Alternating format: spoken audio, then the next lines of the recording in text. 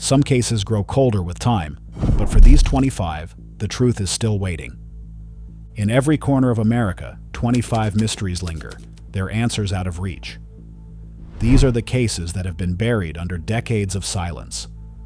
Unsolved, unresolved, and still demanding justice. Who is responsible? These are the 25 cold cases still open in 2025.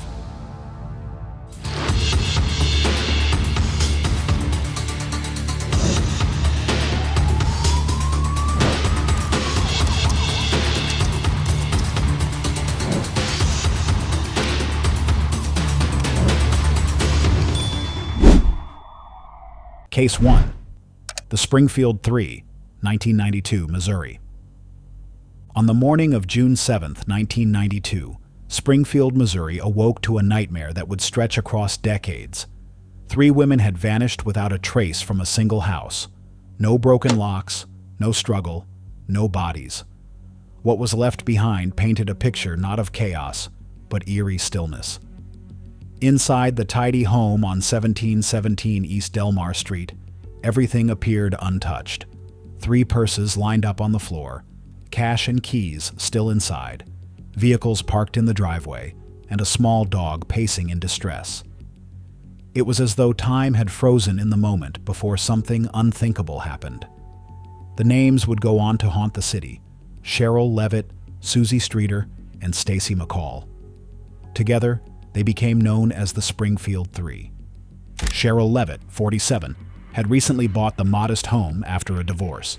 She was a hardworking hairdresser, known for her independence and for keeping a close watch over her only daughter. Susie Streeter, 19, had just graduated from Kickapoo High School that same weekend, alongside her friend Stacy McCall, 18. Susie was outgoing and bold. Stacy, quiet and thoughtful. On the night of June 6, 1992, the 2 girls had attended multiple graduation parties. Initially, they had planned to stay at a friend's house, but due to crowded conditions, they changed course and opted to sleep at Susie's instead.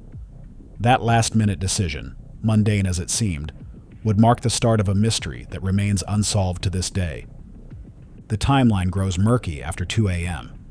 Susie and Stacy were believed to have arrived safely at the Levitt home. No neighbors reported suspicious activity. No screams, crashes, or alarms. The next morning, when Stacy failed to check in with her mother as planned for a trip to a water park, concern grew. Friends and family arrived at the Delmar Street home, hoping to find answers. But what they found only deepened the confusion. The front door was unlocked. The globe covering the front porch light had been shattered, yet the bulb itself still worked. Inside, all 3 women's purses sat on the floor, neatly arranged, with money, identification, and makeup untouched. Cheryl's bed appeared to have been slept in. Her cigarettes, she was a known smoker, were left out but untouched. Nothing valuable was missing. No signs of forced entry, no blood, no struggle. Susie's small Yorkshire Terrier, Cinnamon, was still inside, agitated and alone. All 3 vehicles remained parked outside the home. It was as if the 3 women had simply walked out the door and vanished. But here's where the case took its first major hit. Before police were notified, friends and family entered the house multiple times. They tidied things, swept up the glass on the porch, moved items in and out. Unintentionally, they contaminated what would soon become a potential crime scene. The Springfield Police Department, once they arrived, had no way of knowing what had been altered. Investigators would later admit this mistake may have cost them critical forensic evidence. When detectives finally secured the scene, it was already compromised. Nonetheless, they launched a full-scale investigation. The community was stunned. Police knocked on doors, canvassed the neighborhood, and gathered over 5,000 tips in the weeks that followed. A green van seen nearby that night became the subject of rumors, but no solid lead came from it. Interviews were conducted, polygraphs administered, yet the case stayed frustratingly cold. Without witnesses or physical evidence, law enforcement hit a wall. The first significant suspect was Robert Craig Cox, a convicted kidnapper and violent offender who lived in Springfield at the time. He'd once abducted a woman at gunpoint in Florida and had ties to the area. Years later, while incarcerated in Texas, Cox gave a chilling statement in an interview. He claimed he knew the women were dead and that they'd never be found. I know that they're dead. I'll say that. I know that. That's not a theory.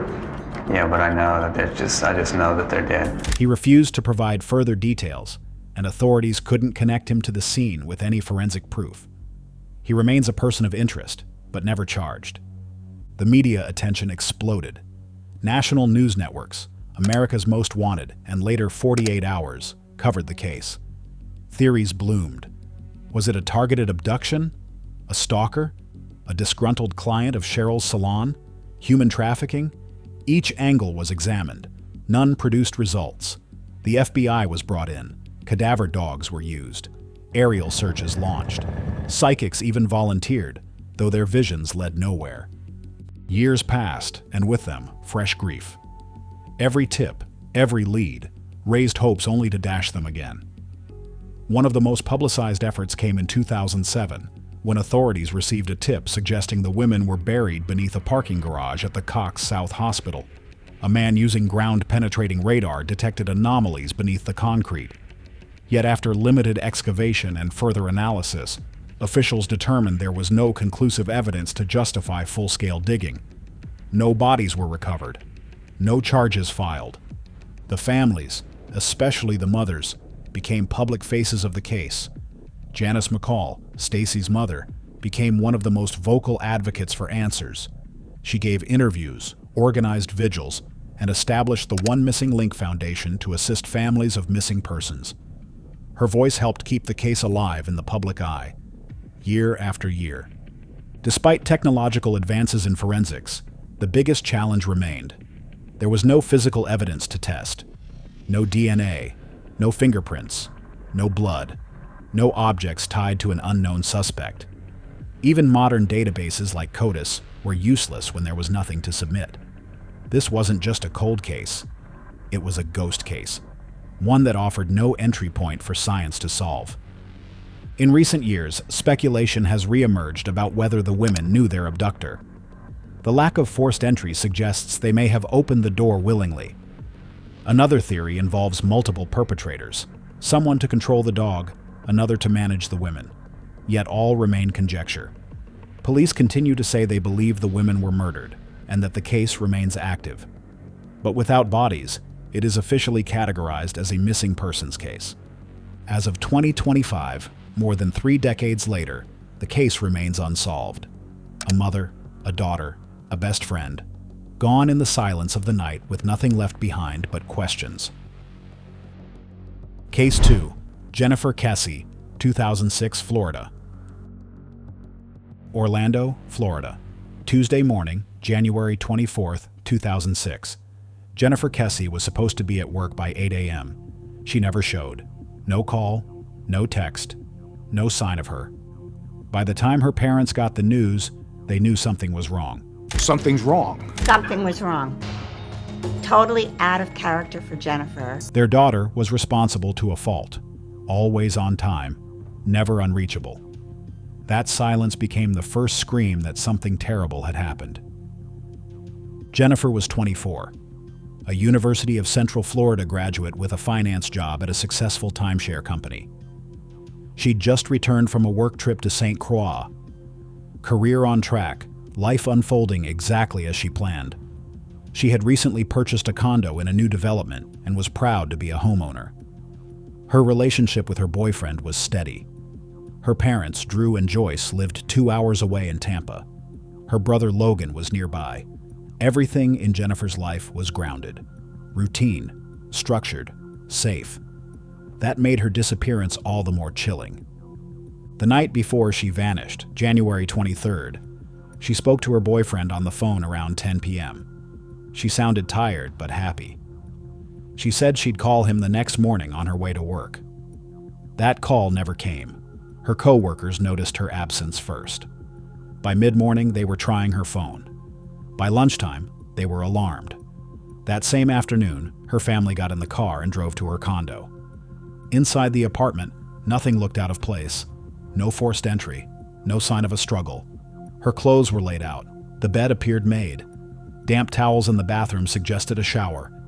It looked like Jennifer had gotten ready for work. Her purse, phone, and keys were missing. It was as if she had walked out the door and vanished into thin air. 2 days later, police found her black Chevrolet Malibu parked at a complex called Huntington on the Green, about a mile away. Surveillance footage captured someone parking the car and walking away, but the person's face was obscured by a tall chain-link fence. Their identity remains unknown. That blurry footage is still the only visual evidence tied to Jennifer's disappearance. The car itself yielded almost nothing. No fingerprints, no personal items, no trace of struggle. Investigators found a single degraded DNA sample on the steering wheel, but it was too small to test or compare. It was as if someone had wiped the vehicle clean, methodically removing anything that could tie them to the scene. As police retraced Jennifer's steps, they began looking at everyone in her orbit. Her boyfriend was cooperative. So were her friends, co-workers, and family. Investigators focused briefly on construction workers who had been staying in empty units at her condo complex. Jennifer had reportedly told friends she felt uncomfortable with some of the men lingering near her building. But interviews and background checks led nowhere. No charges were filed. The case quickly drew attention from multiple agencies: the Orlando Police Department, Florida Department of Law Enforcement, and the FBI.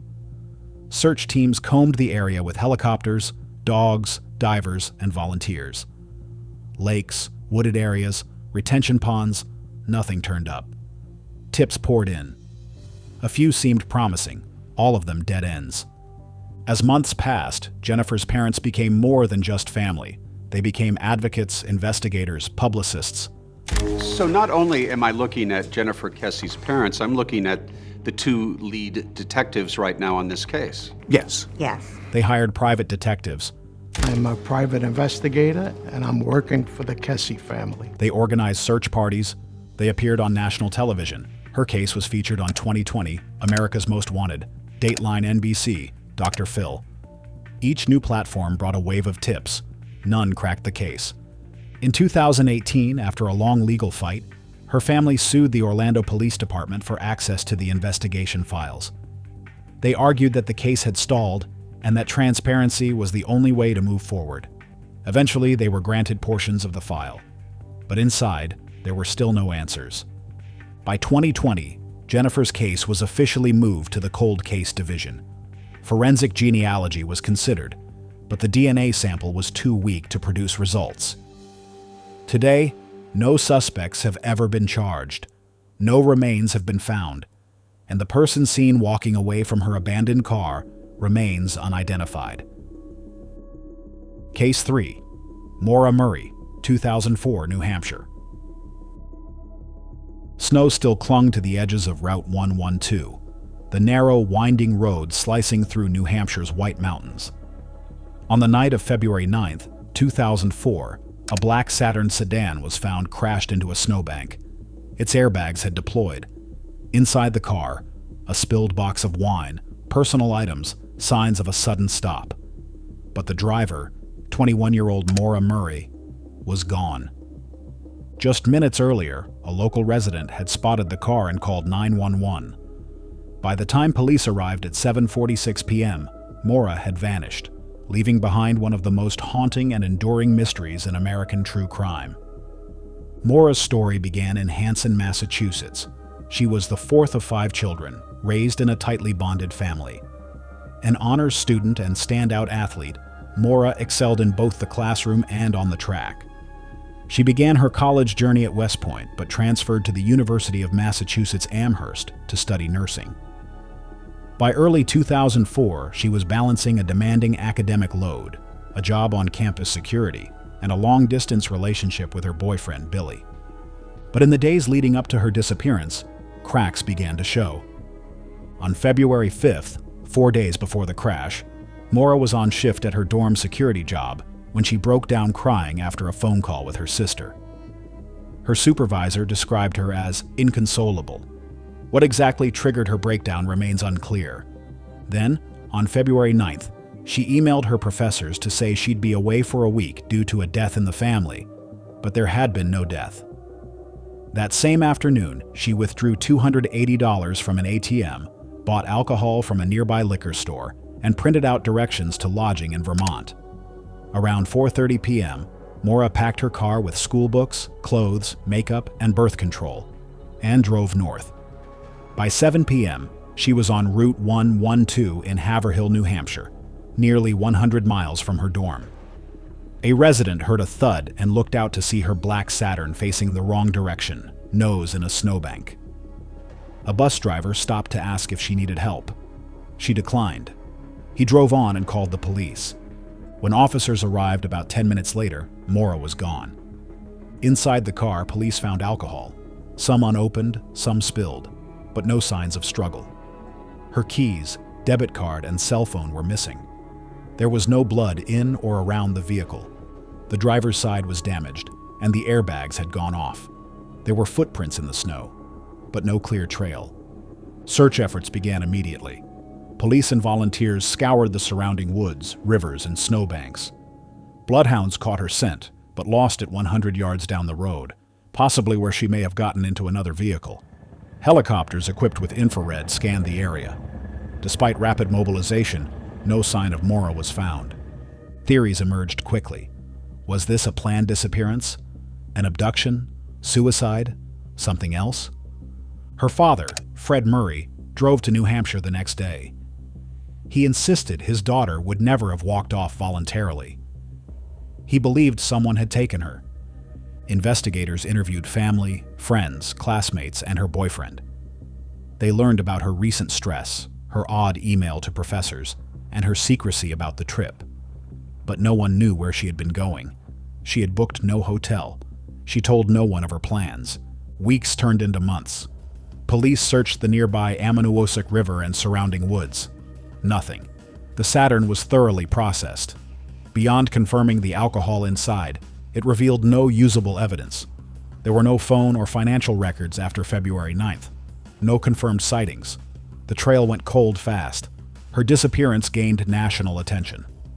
America's Most Wanted. 2020. Podcasts, documentaries, Reddit threads, armchair detectives, but no hard evidence ever surfaced. One theory focused on Lorenzo R., a local man with a history of abuse who lived nearby. Another on a potential hit-and-run cover-up.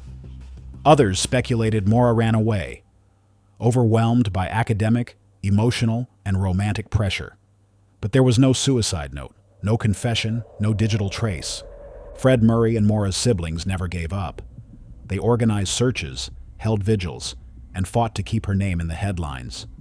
Over time, tension grew between the family and law enforcement, especially over withheld case files. Still, both sides agreed on one thing: the need to find out what happened. In 2005, a private investigator working with the family suggested that Maura might have been trafficked. No evidence supported the theory, but it reflected the growing desperation. In 2006, the New Hampshire State Police took over the case from local authorities. Years later, rumors flared up again when police excavated a home basement in 2019, after cadaver dogs alerted there. The dig yielded nothing. In 2021, the FBI created a national violent criminal apprehension program profile on Maura. Her DNA and dental records remain in national databases. She was officially declared dead in 2009. But the case remains open. 2 decades later, the Black Saturn still sits in storage, the last confirmed trace of Maura Murray. Some believe she fled to start over. Others think she was taken by someone who knew the area. But most believe the answers lie in those lost minutes between 7:27 and 7:46 p.m. on that freezing February night. To this day, there have been no arrests, no confirmed sightings, no physical evidence since the night she vanished. Case 4. Brian Schaffer, 2006, Ohio. April 2006. Spring break had just begun in Columbus, Ohio. Students at Ohio State University poured into the streets and packed local bars, chasing one last night of fun before heading off for vacations or buckling down for finals. Among them was Brian Schaffer, a 27-year-old medical student with a bright future and a warm, magnetic presence. That Friday night, he entered a popular campus bar with friends. Security cameras recorded him going in, laughing, mingling. But somehow, those same cameras never caught him leaving.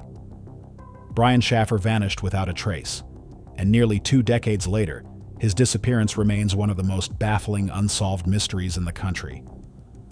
Before that night, Brian's life was filled with promise, but also shadowed by recent pain. He was the eldest of 2 boys raised in Pickerington, Ohio, by Randy and Renee Schaffer. As a child, Brian had a passion for music and once dreamed of playing in a band. But as he got older, his focus shifted to medicine. By 2006, he was a second-year student at Ohio State's College of Medicine.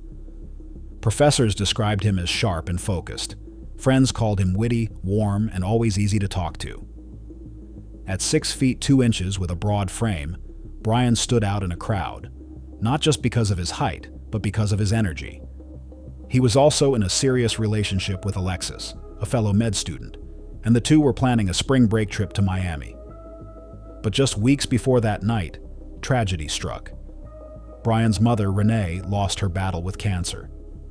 Those closest to him noticed a quiet sadness behind his smile. His father, Randy, worried silently. Was Brian really okay?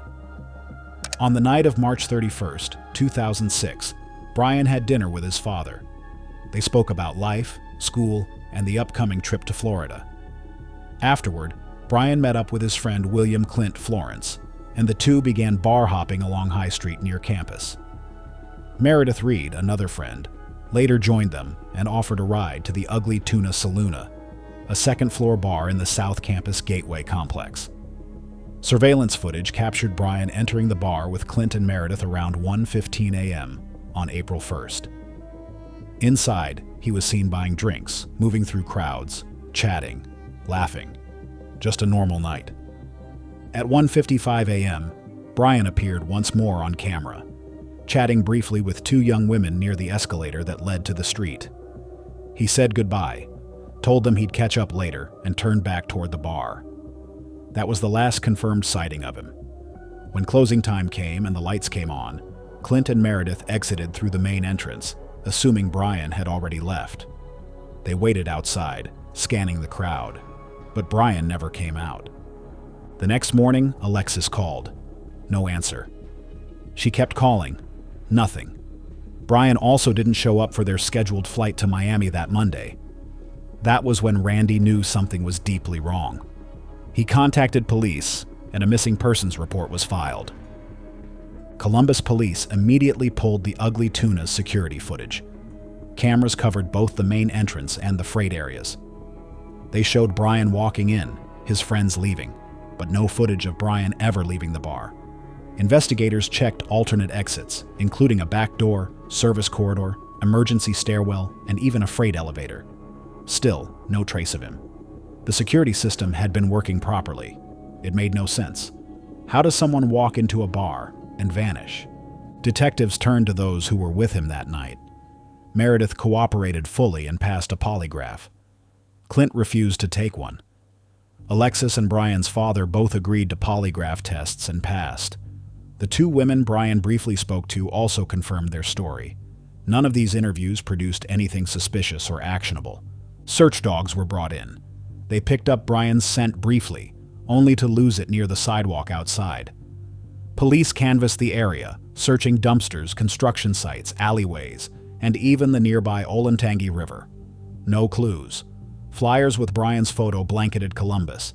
His description, 6 feet 2 inches, athletic build, green eyes, brown hair, wearing jeans and a striped shirt, was circulated everywhere.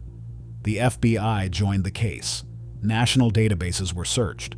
Brian's phone, credit cards, and bank account showed no activity. His car sat untouched at his apartment. For Alexis, the silence was unbearable. She kept calling Brian's phone, hoping for any sign. Days later, it rang 3 times before going to voicemail.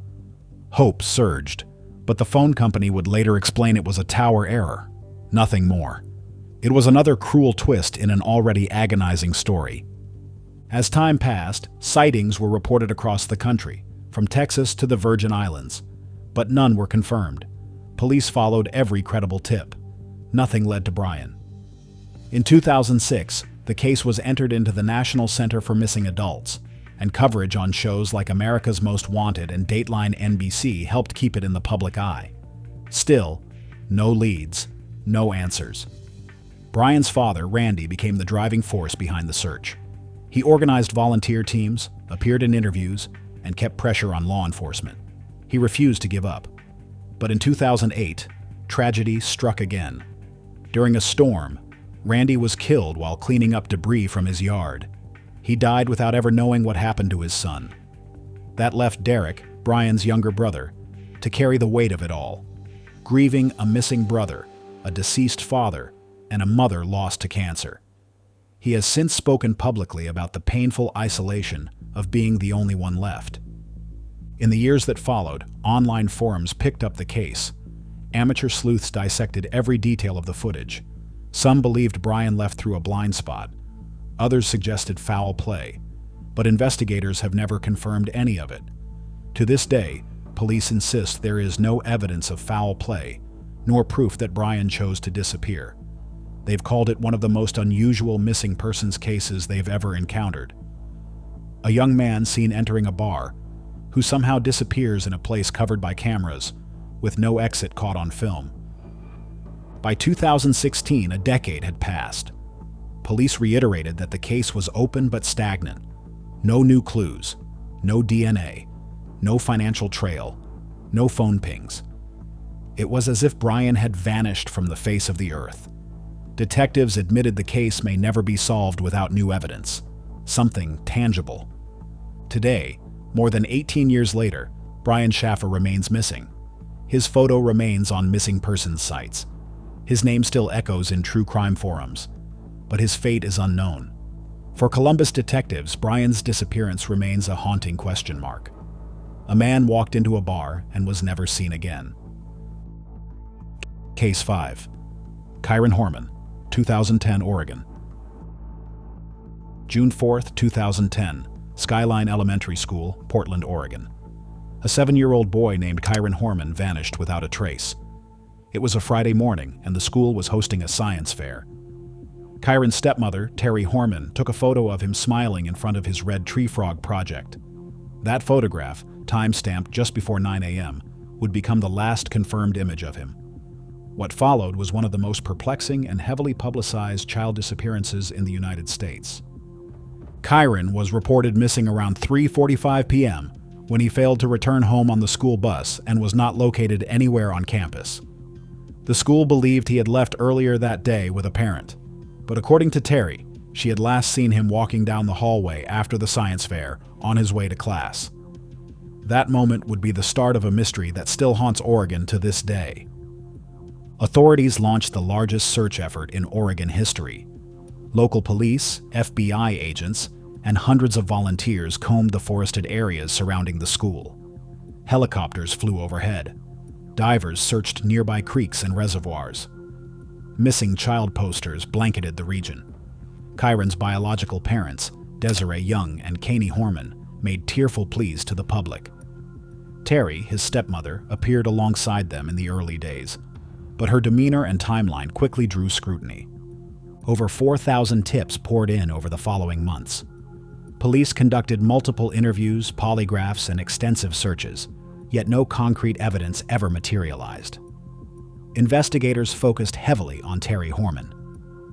It was reported, though never officially confirmed, that she failed 2 polygraph tests.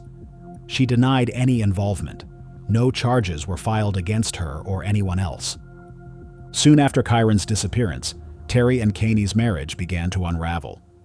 Kanie filed for divorce and obtained a restraining order, citing concerns about Terry's behavior. Around the same time, a landscaper claimed Terry had attempted to hire him to kill Kanie months earlier. Though the allegation was never substantiated in court, it added fuel to the public's suspicion.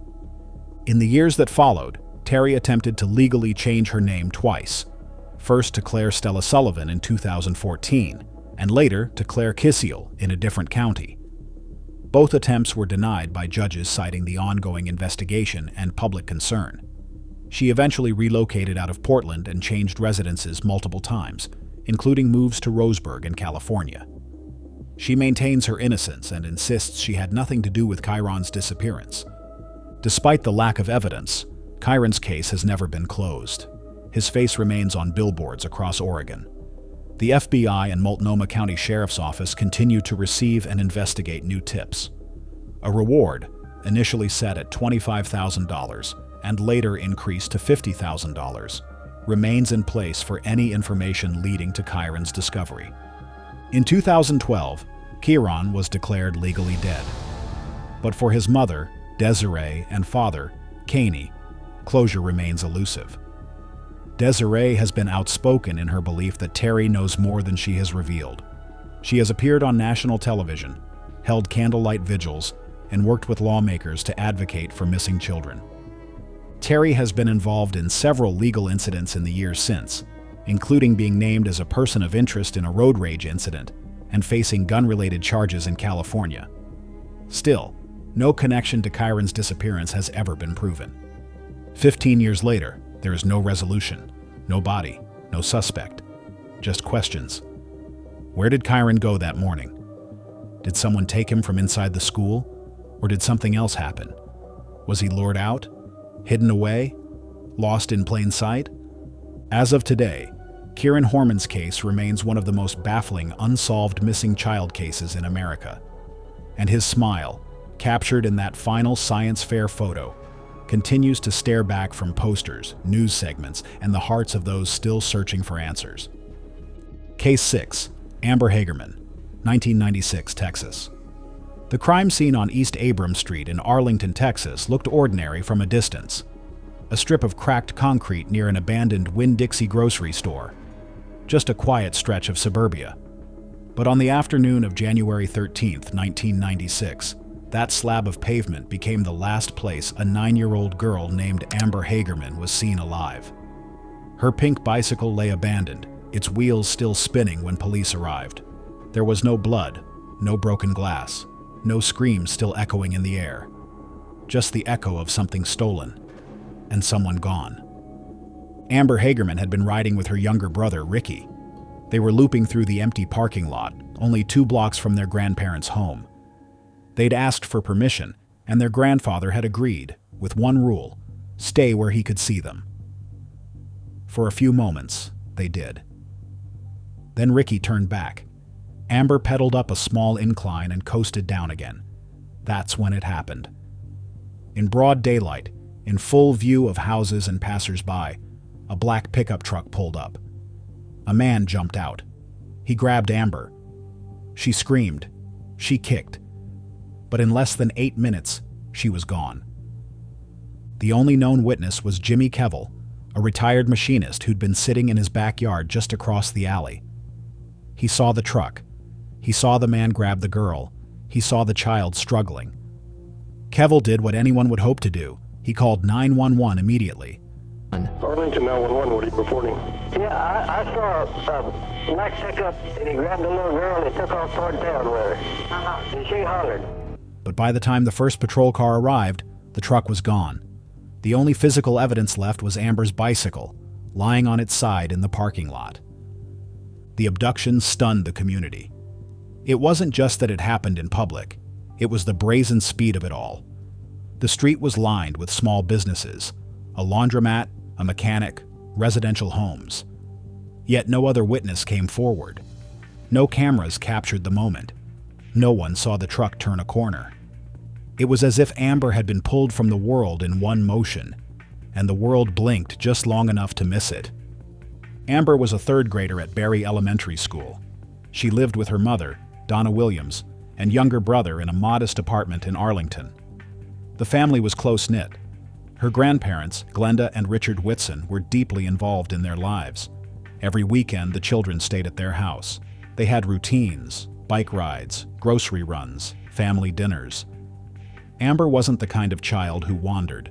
She was shy, careful, and responsible. She wanted to be a teacher. She was a Girl Scout. She loved Barbie dolls and kept them lined up neatly in her room. She had big dreams for a child her age, dreams that would be taken from her in a matter of minutes. Within hours of her disappearance, law enforcement mobilized. The Arlington Police Department brought in additional officers, FBI agents, and child abduction experts. Helicopters scoured the area from above. Officers knocked on every door in a mile-wide radius. Tips came flooding in, over 50 within the first day, but none led anywhere. Descriptions were vague.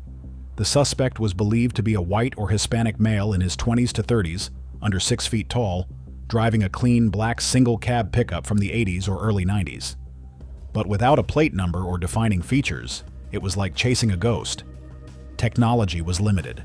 It was 1996. Security cameras weren't common. Cell phones weren't widespread. There was no Amber Alert system. Information moved slower. Investigators gathered what they could. They searched drainage ditches, empty fields, wooded areas. Cadaver dogs were brought in. Still, there was no sign of Amber. The investigation seemed to stall at every corner. The black truck had vanished. No one could say where it had come from or where it had gone. Then, on January 17th, 4 days after her abduction, a man walking his dog near Forest Hills Apartments discovered something in a shallow, rain-swollen creek behind an apartment complex, less than 5 miles from where Amber was taken. It was Amber's body. She had been found nude, partially submerged in water. Her throat had been slit. The medical examiner couldn't determine when she died, whether it was within hours or days of her abduction. That question has haunted her family ever since. Could she have been saved? The murder shocked the nation. Media outlets from across the country descended on Arlington. Police were overwhelmed by the scale of the attention and the flood of tips. Over 7,000 to date. Forensics offered no answers. The body's exposure to water compromised DNA collection. No fingerprints, no hair, no clothing fibers, nothing usable. Every shred of hope led to a dead end. By 1997, the state of Texas launched the first version of what would become the Amber Alert, named in honor of the little girl whose life had been taken. The idea was simple but powerful. When a child is abducted, issue a rapid broadcast with detailed information to the public via radio, TV, road signs, and eventually mobile phones. The concept spread. By the early 2000s, it was implemented nationwide. Since its inception, the Amber Alert system has helped safely recover over 1,100 children. Her legacy saved lives, even though hers was lost. Despite every effort, no arrests have been made, no charges filed, no closure offered. Over the years, detectives have reopened the file multiple times. Forensic technology improved. New labs attempted DNA reconstruction from degraded material. Private investigators joined the effort. Leads were chased across state lines. Suspects were profiled and cleared. The case kept returning to the same point. One witness, one vehicle, no trail. In 2021, on the 25th anniversary of her abduction, the Arlington Police Department held a press conference. They revealed the depth of their efforts. Thousands of tips, over 400 interviews, 24 sites searched. Yet no new evidence had emerged. They pleaded with the public again. Even the smallest memory, a neighbor's truck, a strange man seen in 1996, could make a difference. Case 7, Tara Calico, 1988, New Mexico. It was the morning of September 20th, 1988, when Tara Lee Calico, a 19-year-old college student from Belen, New Mexico, kissed her mother goodbye, strapped on her yellow Sony Walkman, grabbed her favorite cassette of Boston, and rolled off on her pink Huffy bicycle. She had asked her mom, Patty Dowell, to come find her if she wasn't back by noon. Her route was a familiar 17-mile stretch along New Mexico State Road 47, quiet, flat, and lined with desert scrub. But noon came and went, and Tara never returned. Tara wasn't the type to break routine. Driven, responsible, and energetic, she was studying at the University of New Mexico Valencia campus, with dreams of becoming a psychologist. She lived at home with her mother and stepfather, John Dole, in a household that ran on trust and predictability. When Tara failed to return home on time, Patty retraced the bike route, mile by mile, until her heart sank. There was no sign of her daughter, no Huffy bike, and no indication of where she might have gone. Later that day, sheriff's deputies were contacted, and a formal search began.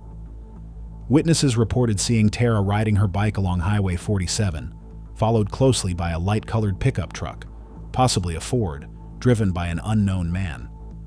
One witness said the truck appeared to be shadowing her, its behavior unnerving. Soon after, deputies found fragments of Tara's belongings along the shoulder: a broken Walkman, the cassette tape, and a bike reflector. Whether the items were dropped intentionally or during a possible abduction remains unproven, but many believed it was her silent cry for help. Despite a rapid response and extensive ground and aerial searches by local law enforcement, the FBI and volunteers, no further trace of Tara or her bicycle was found. There was no crime scene, no confirmed struggle, and no physical evidence that could point investigators in a definitive direction. The search turned national. Media picked up the story. Yet weeks turned into months, and the trail went cold. Then, on June 15, 1989, something inexplicable happened. Over 1,200 miles away in Port St. Joe, Florida, a woman exiting a convenience store parking lot found a Polaroid photo on the ground. The image was chilling. A young woman and a young boy, bound and gagged with duct tape, lying side by side on a makeshift surface. The setting looked like the back of a van. The woman in the photo bore a strong resemblance to Tara, down to a visible scar on her leg from a past car accident.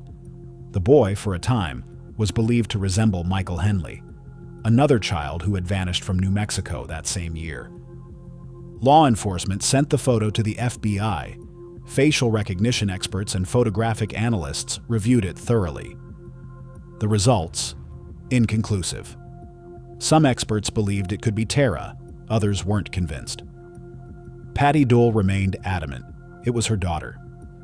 She pointed to the scar and to the novel beside the girl, My Sweet Audrina by V.C. Andrews, Tara's favorite book. The resemblance was haunting, but without confirmation, it remained a chilling mystery.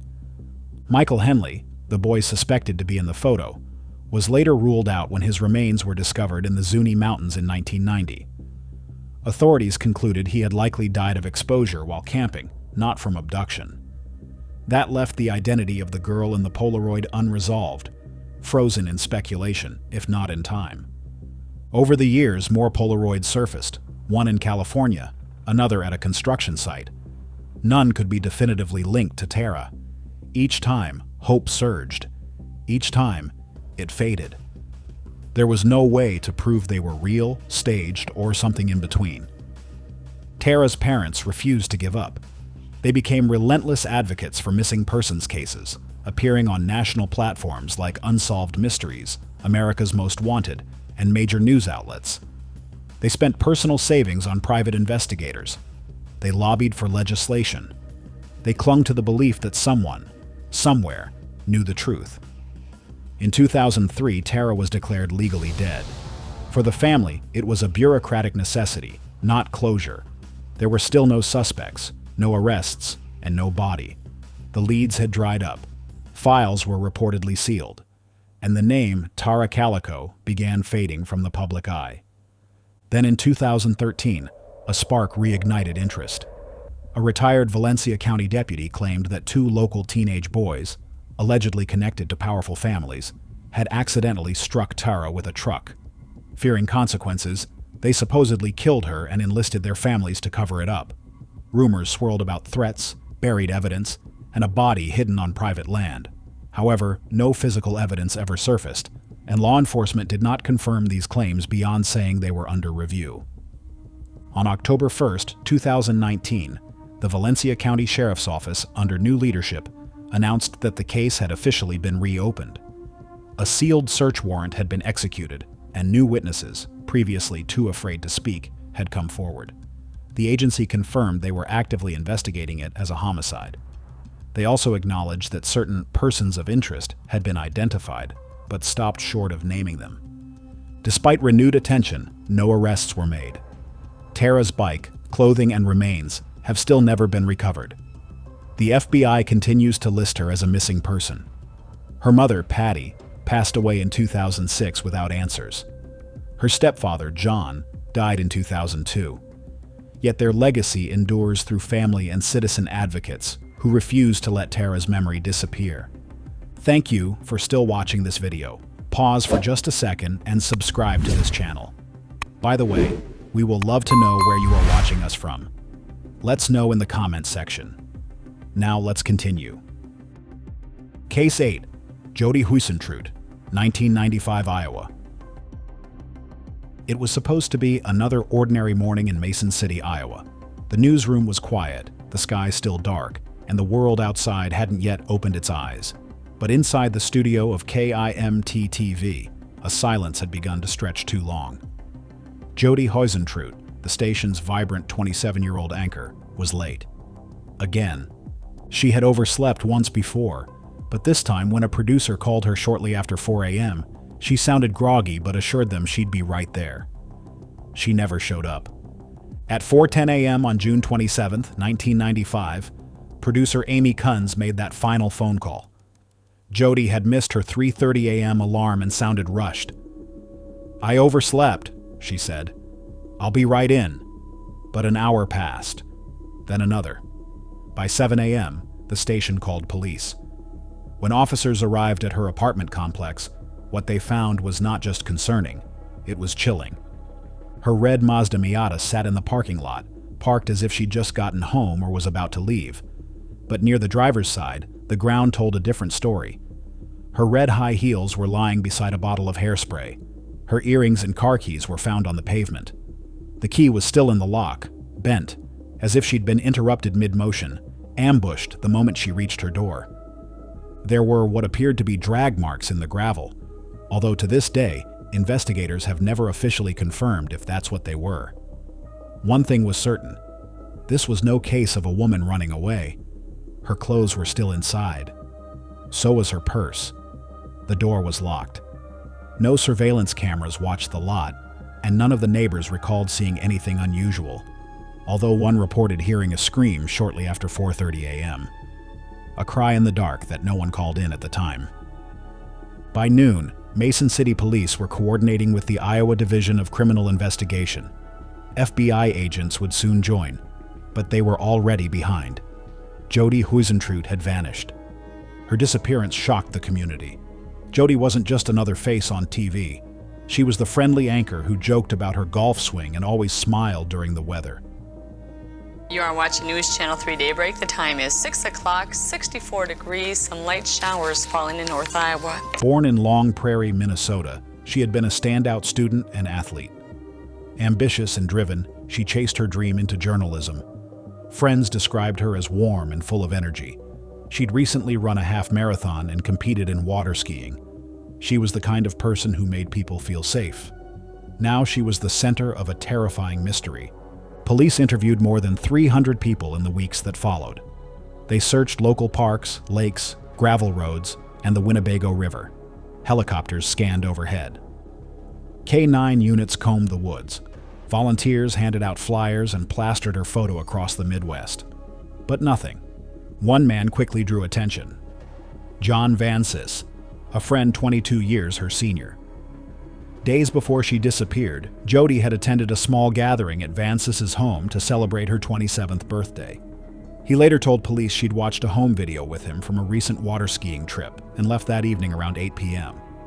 He cooperated fully with investigators and passed a polygraph. Still, suspicions lingered. By July, tips had flooded in from across the country. Some claimed she was seen at gas stations or truck stops.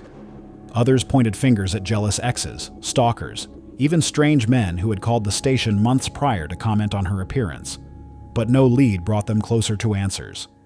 In 2008, a tip surfaced about a white van seen near Jody's apartment around the time of her disappearance. It had rust along the sides and reportedly drove off in a hurry that morning. The information had been overlooked for years. Police tried to trace the van but never located it. That same year, rumors circulated about a break in the case, but nothing materialized. The trail was cold. In 2015, 2 decades after she vanished, a billboard campaign was launched by FindJody.com, a site run by journalists including her former colleagues, Caroline Lowe and Josh Benson. They plastered her photo across Mason City alongside 4 haunting words: "Don't sit in silence." The community was still haunted by her absence. 2 years later, in 2017, new search warrants were issued. This time, digital forensics were the focus. GPS data, cell records, and archived devices tied to individuals from the original investigation. Among them were associates of John Vancis, including a man named Dwayne "Dusty" James Meyer. But once again, no arrests, no charges, and no answers. Then there was her journal. Police revealed that Jody kept personal writings, but their contents, though deeply intimate, offered no clear clues. They painted a portrait of a young woman wrestling with life's uncertainties, relationships, work stress, the longing for stability, but no mention of threats, no hint of fear. Even now, her family refuses to give up. In 2001, she was legally declared dead, but her sister Joanne Natha and other loved ones continue to host annual vigils in her honor. Her case remains open and active with both Mason City PD and the FBI. Jody Heisentrut disappeared on June 27, 1995. No trace has ever been found. No one has been charged. The case is still open. Case 9, Asha Degree, 2000, North Carolina. It was the early hours of Valentine's Day in 2000, and in the quiet town of Shelby, North Carolina, the Degree household was fast asleep.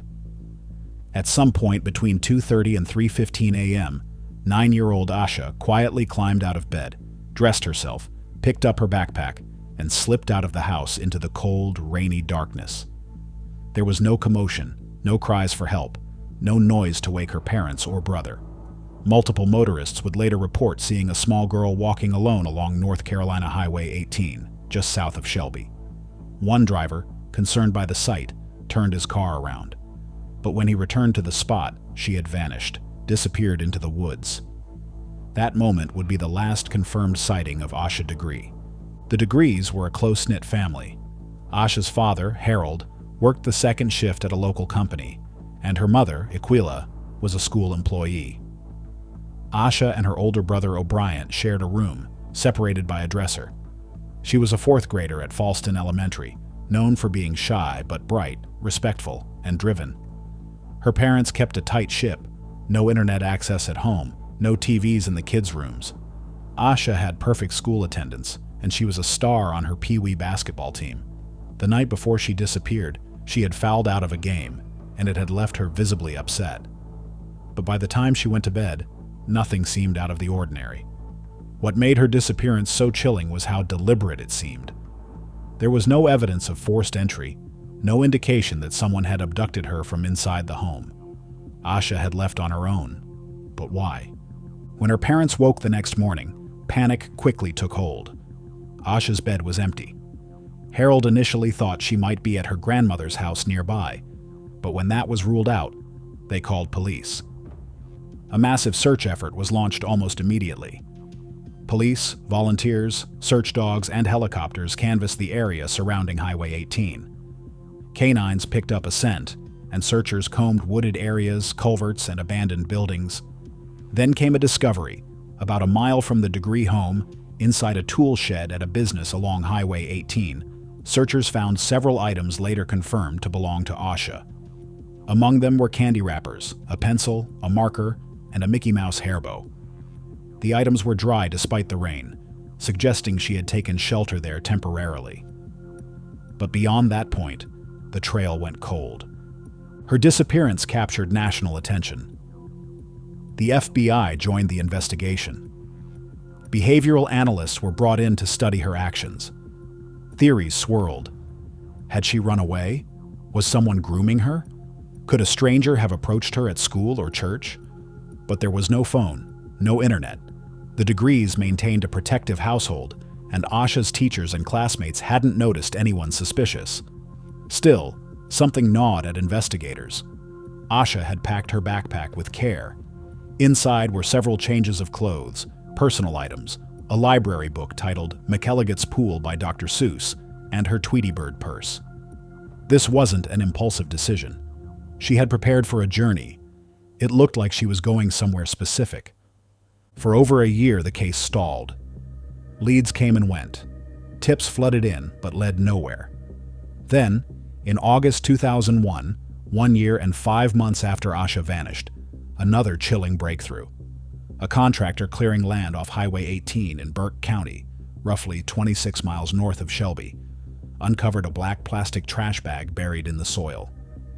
Inside was Asha's backpack. It was double-bagged and contained her school supplies and the Dr. Seuss library book she had borrowed. The location raised major red flags.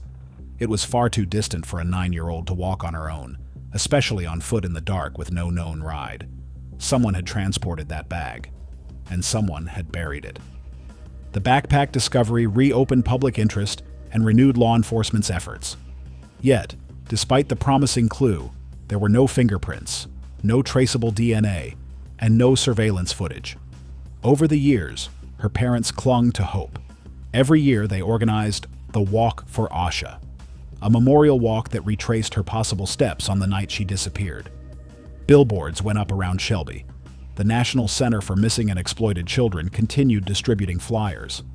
The FBI released updated age progression photos, the most recent in 2020, showing what Asha might look like as a young adult. Her family refused to let her case fade into silence. In 2016, investigators received a new tip. A witness claimed to have seen a young girl matching Asha's description getting into a vehicle the night she disappeared. The car was described as a 1970s model dark green Lincoln Mark IV or Ford Thunderbird with rust around the wheel wells. The tip was significant, but it had come too late to be verified. No further leads materialized from it, and again, the trail cooled. Authorities began to wonder if Asha might have been inspired by something she read.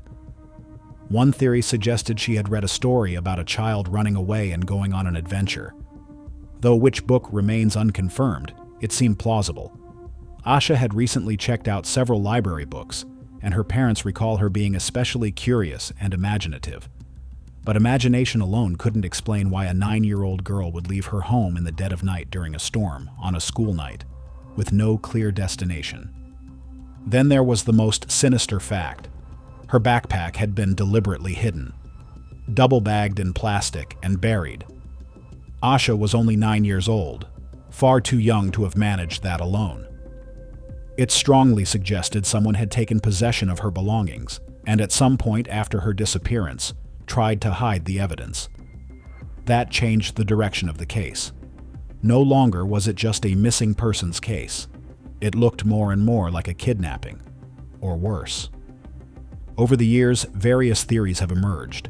Some suggest she may have been lured by someone she trusted, possibly through church or school. Others believe she may have run away out of shame or fear, perhaps connected to the basketball game or an unknown emotional burden. But her family insists that Asha was not the type to run away without reason. She was careful, cautious, and deeply rooted in her home life. The fact that she planned her departure with such intent only deepens the mystery. What was she trying to do? And who might she have been trying to meet? The Degree family has never stopped searching. Harold and Aquila have made countless media appearances, pleading for anyone with information to come forward. They've worked closely with the FBI, local law enforcement, and nonprofit organizations for over 2 decades. A $45,000 reward remains active for information that leads to an arrest. And every year, they still hold their annual walk, not just to remember Asha, but to remind the world that her story is not over. To this day, Asha Degree's disappearance remains one of North Carolina's most haunting unsolved cases. There are no confirmed suspects, no charges, just a set of eerie facts. A backpack packed with care, a lonely walk into the dark, a trail that ends in the woods, and a family left with questions that time refuses to answer. The pain of not knowing, of imagining what could have happened, and what still might be discovered, has never faded. Asha would be 33 years old today. Until that truth comes to light, her story will remain suspended in uncertainty, an open wound for her family, and a mystery that haunts a nation still waiting for justice. Case 10. Relisha Rudd, 2014, Washington, D.C. Relisha Tanau Rudd was last seen on March 1st, 2014, just 8 years old. She lived inside the D.C. General Homeless Shelter, an abandoned hospital building converted into emergency housing. School records, surveillance footage, and eyewitness accounts all mark that date as the final confirmed moment anyone outside her inner circle saw her alive. It was a quiet exit, one she never returned from. Her disappearance would uncover massive failures across systems meant to protect children. It would leave a city haunted by one question: how does a child go missing? Without anyone realizing for weeks. Relisha shared a room with her mother, Shamika Young, and her younger brothers. She had been living in the DC General Shelter for about 18 months. At the time, the facility was overcrowded and infamous for its poor conditions: broken plumbing, rodent infestations, and a lack of adequate security. It housed more than 600 people, mostly families with children. The environment was unstable, and supervision of minors was inconsistent at best. Residents often relied on each other to survive, creating makeshift communities in the hallways of a building never meant to house children. In that chaos, Relisha remained, hiding in plain sight. Her teachers and counselors described her as warm, imaginative, and eager to please. She enjoyed art, played games with her siblings, and often braided her doll's hair with care. She smiled in pictures, but red flags were there. Some days, she came to school wearing the same clothes from the day before. Some days, she didn't come at all. Her school, Payne Elementary, documented a pattern of chronic absences. Staff reached out repeatedly. They offered counseling, supplies, even transportation support. But the absences continued, and the explanations didn't add up. In February 2014, her missed days became more alarming. When the school demanded answers, Shamika Young presented a handwritten note. It claimed that Relisha was under the care of a Dr. Tatum. She gave a phone number. The school contacted it. A man answered, claiming to be the doctor. But he wasn't. That man was Khalil Malik Tatum, a janitor at the DC General Shelter. Not a medical professional, not a social worker, just a 51-year-old man with a long criminal history: burglary, larceny, breaking and entering. Yet somehow he became part of the Young family's life. He gave gifts, took Relisha to see Disney on Ice, bought her a tablet. He was seen as a helper, a friend. And for reasons never fully explained, he gained Shamika's trust. On February 26, 2014, surveillance footage from the Holiday Inn Express on Bladensburg Road NE captured Khalil Tatum walking through a hallway. Relisha followed behind. She wore a purple Helly Hansen jacket, white stripes on the sleeves, and pink boots. Her small frame, trailing just behind his. This would become one of the last public images of her, later released by the FBI in a desperate plea for tips. If anyone had seen them, recognized the girl, they were urged to come forward. On March 1st, 2014, another hotel, another camera, another silent recording. Relisha and Tatum appeared again. This was the last confirmed sighting of Relisha Rudd. After that moment, she vanished. But no Amber Alert was issued, not then. Days passed, then a week, then two. The school, now deeply concerned, tried again to verify the doctor's note. They asked to speak directly to Dr. Tatum. He never responded. No one came. Finally, on March 19th, 2014, 18 days after she was last seen, Payne Elementary contacted authorities. A missing child report was filed with the Metropolitan Police Department. Only then did the search begin. The response came late, but when it came, it was urgent. Detectives, FBI agents, and child welfare officials swarmed the shelter. They reviewed footage. They questioned staff. They canvassed motels and hospitals. But by then, Khalil Tatum was already gone. He had vanished, and he'd taken Relisha with him. On March 20th, just one day after the case became public, police made a horrifying discovery. Andrea Denise Tatum, Khalil's wife, was found shot to death in a motel room in Prince George's County, Maryland. Her death was ruled a homicide. Khalil Tatum was named the prime suspect. Authorities feared the worst. If he could kill his wife, what might he have done to a child? The investigation intensified. Flyers went up. Helicopters scanned parks and rivers. Phone data was tracked. Police searched Kenilworth Park and aquatic gardens, believing Tatum might have taken her there. 10 days later, on March 31st, they found him, inside a shed. dead. A self-inflicted gunshot wound to the head. He left no note, no explanation, no confession. But Relisha was not there. She wasn't in the park, not in the shed, not in any of the motels they stayed in. Her belongings were gone. Her name now sat at the center of an investigation filled with questions and empty leads. Authorities never filed charges against Shamika Young or other family members. The D.C. Child and Family Services Agency concluded that there wasn't sufficient evidence of neglect or criminal liability. But public outrage grew. How could a mother allow a man, barely known to her, to spend unsupervised time with her daughter?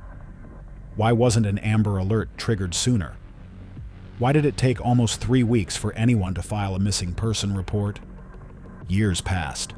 Her face was age progressed by the National Center for Missing and Exploited Children. She would now be a teenager, around 18 or 19.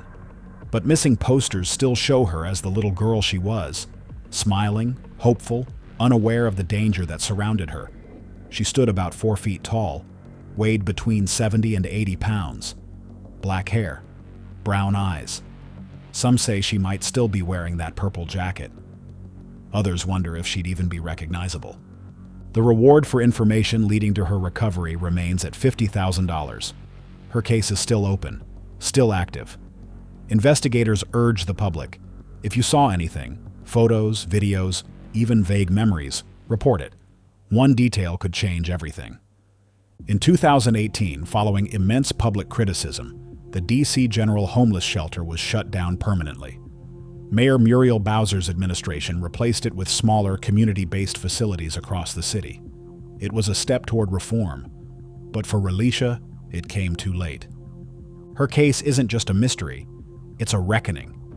It reflects how a little girl disappeared in the cracks, unnoticed not just by her family, but by schools, shelters, social services, and law enforcement.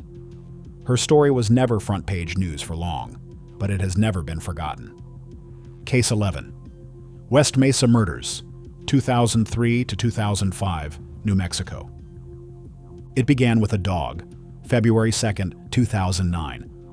A woman was walking her pet along Albuquerque's West Mesa, a dry, dusty stretch of undeveloped desert on the city's far western edge.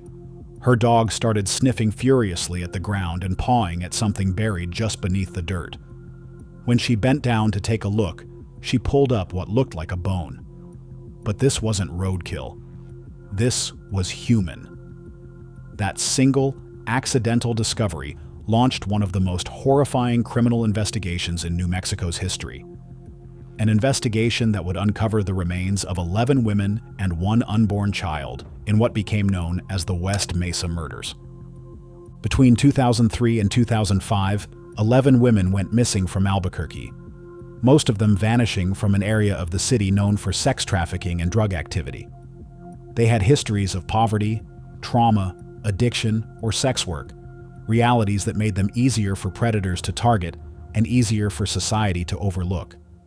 Their names were Victoria Chavez, Jamie Barella, Monica Candelaria, Doreen Marquez, Julie Nieto, Veronica Romero, Virginia Cloven, Evelyn Salazar, Cinnamon Elks, Michelle Valdez, and Selenia Edwards. Jamie Barella was just 15 years old. Michelle Valdez was 4 months pregnant. Selenia Edwards, the only African-American victim, was also 15 and had come to Albuquerque from Lawton, Oklahoma, possibly as part of a sex trafficking circuit. Several of the women had ties to one another, some were friends, others cousins. Some had been reported missing to police by concerned family members. Others simply faded from sight, their disappearances barely making the news. Law enforcement had been slow to act. These were women living on the margins, and in many cases, their disappearances were treated as isolated incidents. Only when the gravesite was uncovered in 2009 did the city begin to connect the dots, far too late for any of them to be saved. The discovery site stretched across 30 acres of desert near 118th Street and Amole Mesa Avenue. Police began excavation, and what started as a single find quickly grew into a mass grave. Shallow pits, carefully spaced, 11 bodies, 1 fetus. Whoever did this had returned again and again. This was methodical, deliberate. The dry, arid climate had preserved many of the bones. Forensic anthropologists used dental records, DNA, and old missing person reports to painstakingly identify the remains. Each discovery brought unbearable closure to families who had spent years in limbo. By the time the excavation was completed, the West Mesa had revealed one of the largest serial murder burial sites in U.S. history.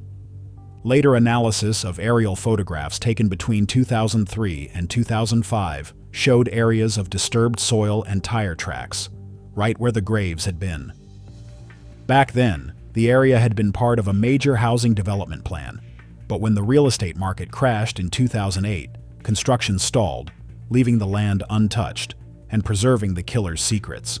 If the market hadn't collapsed, those homes would have been built over the graves and the murders may never have been discovered. The case immediately drew national attention.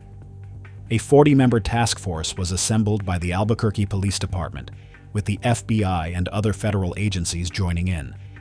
Tips flooded the hotline. Thousands of hours of interviews followed. But the trail was already cold. One of the strongest suspects to emerge was Lorenzo Montoya, a local man with a violent history. He lived less than 3 miles from the burial site. Between 1998 and 2006, he had been arrested multiple times for assaulting sex workers.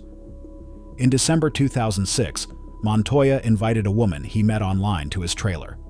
When she arrived, he allegedly strangled her. Her boyfriend, waiting outside in the car, stormed inside and shot Montoya dead.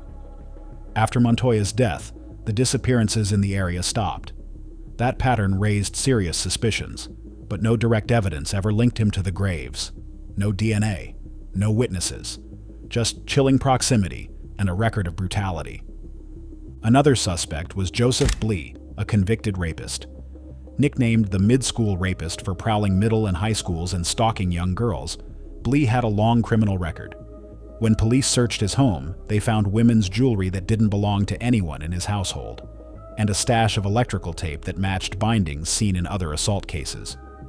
He had also been known to drive along East Central Avenue, a corridor where many of the victims had last been seen. But again, no physical evidence tied him to the West Mesa site.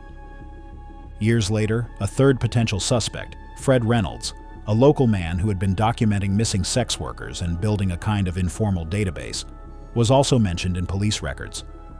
He had even reportedly shown acquaintances photos of some of the missing women. But Reynolds died of natural causes in 2009, before the bodies were found. No one has ever been officially charged. In recent years, renewed efforts to push for legislative changes have gained traction. In 2025, lawmakers proposed a bill that would allow DNA from deceased felony suspects, like Montoya, to be uploaded into the National CODIS database. This could allow police to retest old evidence against new entries, potentially giving investigators a fresh angle in a case long stalled. As of today, the $100,000 reward remains unclaimed. No confession, no charges, no definitive suspect. Case 12. Colonial Parkway Murders, 1986 to 1989, Virginia. 8 young lives, 4 couples, one winding stretch of road shadowed by trees, silence, and secrets. Between 1986 and 1989, Virginia's lovers' lanes turned into hunting grounds. The killer didn't leave behind a calling card, but he did leave behind cars. Empty, doors ajar, windows rolled down. Bodies, when found, showed signs of horror, throats slashed, gunshots, even possible restraint. But in some cases, there were no bodies at all. Just a vehicle parked neatly on the side of the road, and nothing else. This was not random, and after nearly 4 decades, only part of the mystery has been cracked open. The rest remains buried with the missing. The first pair was found on October 12, 1986. Kathy Thomas, 27, and Rebecca Dowski, 21. Bright, accomplished, loving women, both affiliated with the College of William and Mary. Their car, a white Honda Civic, was parked along the Colonial Parkway. Inside, their bodies. Duct tape, rope burns, brutal violence. Their throats were slashed so deeply they were nearly decapitated. Whoever did this knew how to kill without hesitation. and they didn't try to hide it. Next were David Knobling, 20, and Robin Edwards, 14, a mismatch in age, but their connection was real. On September 23, 1987, their bodies were found along the James River. Not in a car this time. They had been dragged to the edge of the water, shot execution style. David's truck was found abandoned at a nearby park, doors open, keys still inside. No sign of a struggle. Just gone. 6 months later, another couple vanished. Cassandra Haley, 18, and Keith Call, 20. They were last seen on April 9, 1988, after attending a party. Their car was discovered along the Colonial Parkway, clothing inside, doors unlocked. But their bodies, never found. To this day, there's no trace, only questions. Finally, in September 1989, Anna Maria Phelps, 18, and Daniel Lauer, 21. Traveling from Amelia County to Virginia Beach, they were rerouted onto a rest stop off I-64. Daniel's car was left on the exit ramp. Anna Maria and Daniel were found a month later, in the woods, badly decomposed. No cause of death could be determined. Only that they didn't get there on their own. 8 victims, 4 couples, each tied to romantic involvement, each cut down during a moment of connection. The victims weren't just in the wrong place at the wrong time. They were chosen, and someone knew where to find them. The Colonial Parkway is beautiful during the day, a scenic stretch of road winding through history, nestled between Jamestown and Yorktown. But by night, it becomes an entirely different world. No streetlights, no houses, just woods, marshes, and quiet. The perfect place to vanish. In all 4 cases, the victims' cars were left behind, parked neatly, doors open, keys still in the ignition. It was as if someone convinced them to step out willingly. Some investigators began to wonder, could the killer have been posing as law enforcement? One couple's clothing was folded inside the vehicle. In another case, a wallet and valuables were untouched. There were no signs of a robbery, no motive of rage. Whoever did this didn't panic. They were calm, controlled, capable. But there was one major complication. Not all the murders were the same. Thomas and Dowski were slashed. Knobling and Edwards were shot. Phelps and Lauer? Too decomposed to know. And Haley and Call? Simply gone. That variation led some law enforcement officials to believe these might be the work of more than one killer, or worse, that the cases weren't connected at all. But families pushed back. The patterns were too close, the timing too precise, and the locations, all within driving distance, drew a line through the heart of Virginia. The killer was watching, waiting, and working methodically. For years, the investigation bounced between agencies: Virginia State Police, the FBI, local jurisdictions. Evidence was collected but not always tested. Leads surfaced, then disappeared, and families were left to agonize in silence, watching the seasons pass with no resolution. In 2009, the case got new attention when the FBI released aged-up composite sketches and forensic reconstructions. Still, nothing. No suspect, no motive, just grief and rumor. Then, in January 2024, something finally changed. A DNA sample, preserved for decades, was matched to a man named Alan Wade Wilmer Sr., a former fisherman from James City County. He had never been entered into CODIS.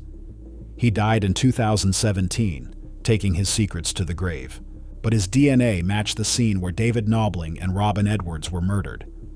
And also, chillingly, to the 1989 killing of Teresa Lynn Spa Howell, a woman not previously linked to the Parkway murders, but killed in a similar fashion near Chesapeake, Virginia. Wilmer wasn't just a random match. He had ties to the area, a quiet life, no serious criminal record, and now, posthumously, he was the first and only named suspect in this decades-long nightmare. Still, the break wasn't complete. His DNA did not match the samples from Thomas and Dowski. Haley and Call's remains were never recovered, so there's no DNA to compare. And Phelps and Lauer's case remains ambiguous, the decomposition too severe for forensic evidence to survive. For the families, the years between were a slow, cruel erosion. Parents aged, siblings married, children were born into a world without answers. Holidays became harder. Anniversaries turned into markers of injustice. In the 1990s, there were whispers that the FBI had allowed some leads to wither. That testing delays and jurisdictional confusion had cost them crucial time. By the 2010s, many families had turned to social media, raising awareness, hiring private investigators, holding vigils, and still, nothing. And then 2024 happened. DNA brought Wilmer's name into the light. But even that felt incomplete, because justice couldn't be served. He was already dead. There would be no confession, no courtroom, just a name etched into a cold file and a family left with more questions than comfort. The Colonial Parkway murders remain one of America's most haunting unsolved serial crimes. Oakland County child killer, 1976 to 1977, Michigan. Between February 1976 and March 1977, 4 children vanished from the quiet neighborhoods of Oakland County, Michigan. All were held captive, then murdered. Each body was carefully cleaned, redressed, and posed, left on roadsides like offerings. Despite the largest manhunt in Michigan history at the time, the killer was never caught. And nearly 50 years later, the case remains open. The first was Mark Stebbins. He was 12 years old. On February 15, 1976, he left an American Legion Hall in Ferndale, Michigan, where he'd been watching television while waiting for his mother. Mark never made it home. His mother reported him missing that night. 4 days later, his body was found neatly laid out in a snowbank behind an office building in Southfield. He was still wearing the same red hoodie and blue jeans he'd last been seen in. His body had been washed, rope marks were found on his wrists, and signs of sexual assault were present. He had been smothered. 10 months later, on December 22, 1976, 12-year-old Jill Robinson argued with her mother about dinner. Angry, she packed a bag and left her house in Royal Oak. The next day, her bike was found behind a hobby store. 3 days later, on Christmas morning, a motorist spotted her body on the side of I-75 in Troy.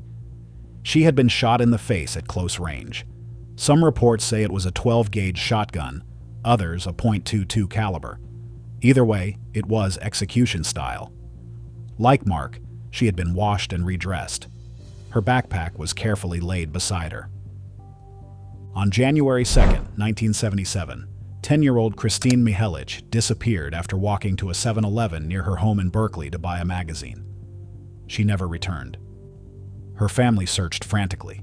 Police followed every tip. 19 days later, a mail carrier discovered her frozen body on the edge of a rural road in Franklin Village. She was fully clothed, face up, and carefully placed in a snowbank. An autopsy showed she had been smothered. She, too, had been bathed. There were signs of prolonged captivity. The final known victim was Timothy King, an 11-year-old boy from Birmingham. On March 16, 1977, Tim borrowed 30 cents from his older sister and rode his skateboard to the local drugstore. He never came back. His parents went on television pleading for his safe return.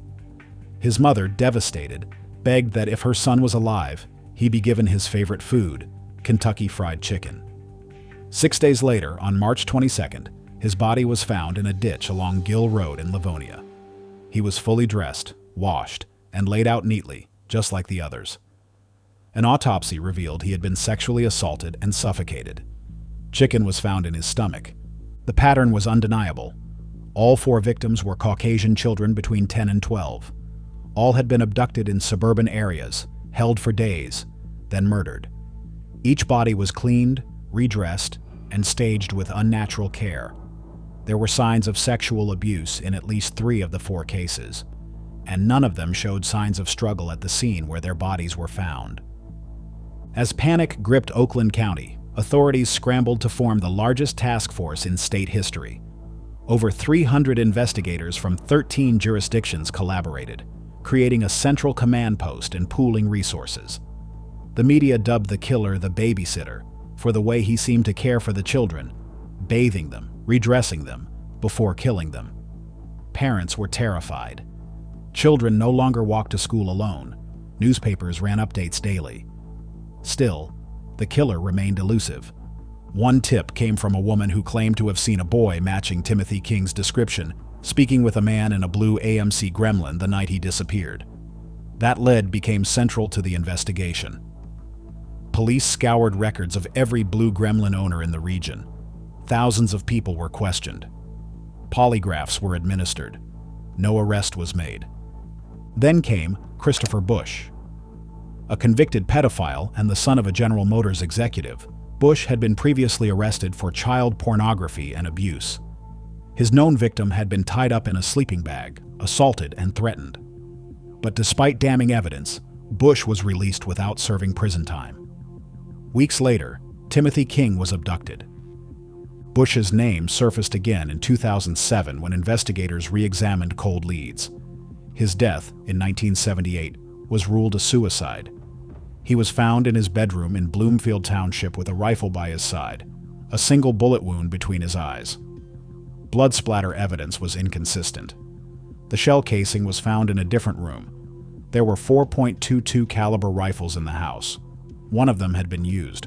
No fingerprints were taken from the weapon. Most disturbing, a hand-drawn sketch of a boy who looked hauntingly like Mark Stebbins was found on his bedroom wall. The sketch was never logged into evidence. Despite the mounting suspicion, no charges were ever filed against Bush before his death. Another name tied to the case was Arch Sloan. Also a convicted pedophile, Sloan's 1966 Pontiac Bonneville was examined during the investigation. Years later, DNA testing on the car's carpet revealed a hair that matched one found on Timothy King's body. That DNA didn't belong to Sloan, Bush, or any of the victims. The hair pointed to an unknown male, and it's never been matched. Yet Sloan claimed he didn't know the children, and that he had lent his car out to others during that time. Still, the trace evidence suggested a chilling possibility, that someone used Sloan's vehicle to transport the children, or their bodies. In 1999, an anonymous man sent a confession letter to Timothy King's family attorney. The writer claimed to be an accomplice to the killings. He said the murders were part of a cover-up, that a man named Frank was the true killer, and that the authorities knew, but did nothing. The letter included non-public details about the abductions, and the attorney took it seriously. But the source was never found. As years passed and new technologies emerged, the families continued to push. Chris King, Timothy's brother, created an online database compiling every public record, lead, and theory. He challenged law enforcement openly and accused the system of withholding evidence. Tensions between the families and the Michigan State Police escalated. The task force, once massive, had dwindled. Files were lost, suspects were dead, and still no charges. Public interest in the case reignited in 2013 when a documentary aired featuring interviews with family members, investigators, and cold case experts. It raised old questions and presented new doubts. Were the killings really connected? Were there more victims? Was there a larger group involved? Some theorized a pedophile ring operated in the region, possibly with police or political connections. Others believed the killer acted alone, perhaps dying with Bush. To this day, no one has been charged. The killer's identity remains a mystery. There are no confirmed suspects, no known motive. Case 14, the Zodiac Killer, 1968 to 1969 California. In the summer of 1969, a strange envelope arrived at the offices of the San Francisco Chronicle. There was no return address, just a circle with a cross drawn through it. Simple, almost childlike. Inside was a letter. Typewritten words, steady and cold, claimed responsibility for recent murders in the Bay Area. The author didn't just confess. He mocked. He threatened. He included a cipher, 408 symbols arranged in lines like a puzzle only the cleverest minds could crack. It was signed simply, chillingly, Zodiac. That was the first time the public heard the name. The first known victims of the Zodiac Killer were two teenagers, David Faraday and Betty Lou Jensen. It was December 20th, 1968. The two had parked off a quiet road in Benicia near Lake Herman. It was the kind of place where couples often went for privacy. What happened next was sudden and brutal. They were shot at close range. David was still in the car. Betty Lou was found several feet away, as if she'd tried to run. No suspects, no warning. No one expected that this was just the beginning. 7 months later, on the night of July 4th, 1969, another couple, Darlene Farron and Michael Majot, were parked at Blue Rock Springs Park, just a few miles from the previous scene. A man approached their car, flashlight in hand, and without a word, opened fire. Darlene didn't survive. Michael did. Badly wounded, he gave police one of the first survivor descriptions. A heavy-set man, possibly in his late 20s to early 30s, wearing dark clothes. Then, hours after the shooting, a call came into the Vallejo Police Department. A man speaking in a flat, emotionless voice claimed responsibility not just for that night's attack, but also for the double murder in December. A month later, 3 major newspapers, the San Francisco Chronicle, Vallejo Times-Herald, and San Francisco Examiner, each received identical letters. They all began with the same chilling words. "This is the Zodiac speaking." Enclosed with each was a cipher, part of a larger coded message the killer insisted would reveal his identity. One of those ciphers, the 408-character puzzle, was eventually cracked by a schoolteacher and his wife. It revealed a disturbing philosophy about hunting people and collecting them for the afterlife, but it didn't give a name. And Zodiac made sure to promise more victims soon. By September 1969, the Zodiac's violence had taken a new turn. On the 27th, college students Brian Hartnell and Cecilia Shepard were picnicking at Lake Berryessa in Napa County. The weather was clear, the area peaceful, but what approached them wasn't. A man stepped out from behind the trees wearing a bizarre black executioner-style hood with a white crosshair sewn onto the chest. He held a gun and claimed he was an escaped convict needing a car. Calmly, he tied them up. Then, without warning, he pulled out a knife and began stabbing them both repeatedly. Before fleeing, he drew his symbol and the time, date, and kill count on the door of Brian's car using a felt-tip pen. Cecilia died from her wounds 2 days later. Brian survived. His statement to police would be one of the most detailed eyewitness accounts of the Zodiac killer. 2 weeks later, the killer struck again, but this time the victim wasn't a couple in a secluded area. On October 11, 1969, Paul Stein, a cab driver in San Francisco, picked up a passenger near Union Square.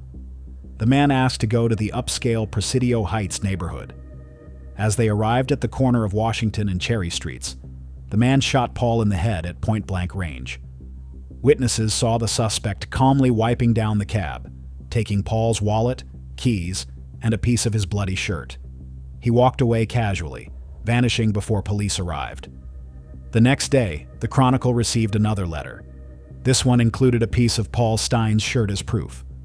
What unnerved police most wasn't just the killing, it was the brazen confidence. The Zodiac wasn't hiding in the shadows anymore. He was moving in plain sight. And despite a full police response, including a search of the neighborhood that same night, the killer vanished without a trace. As the killings piled up, so did the pressure. Multiple agencies, the San Francisco Police Department, the Vallejo PD, Napa County Sheriff's Office, and eventually the FBI, formed overlapping investigations. Every law enforcement department tried to decipher the killer's motivations, predict his next move, and identify him. Thousands of tips poured in. Sketches were created, especially from eyewitnesses who'd seen the suspect at the cab crime scene. They described a white male, heavy-set, short brown hair, glasses, average in every way except for what he had done. There were fingerprints, too. A bloody smudge lifted from the cab's driver's side door. But it was partial. Smudged. And when DNA testing became available years later, the samples taken from the stamps and envelopes on the Zodiac letters were too degraded to produce a full profile. It wasn't enough to confirm a suspect, but it wasn't enough to rule one out either. One name came up more than once. Arthur Lee Allen, a man with a disturbing background and loose connections to the areas of the crimes. He owned a Zodiac brand wristwatch with the same crosshair symbol. He had a military background and lived near some of the crime scenes, but no physical evidence ever tied him to the case. And when DNA testing was done decades later on the letter stamps, Allen's DNA didn't match. The killer's letters continued sporadically throughout the 1970s.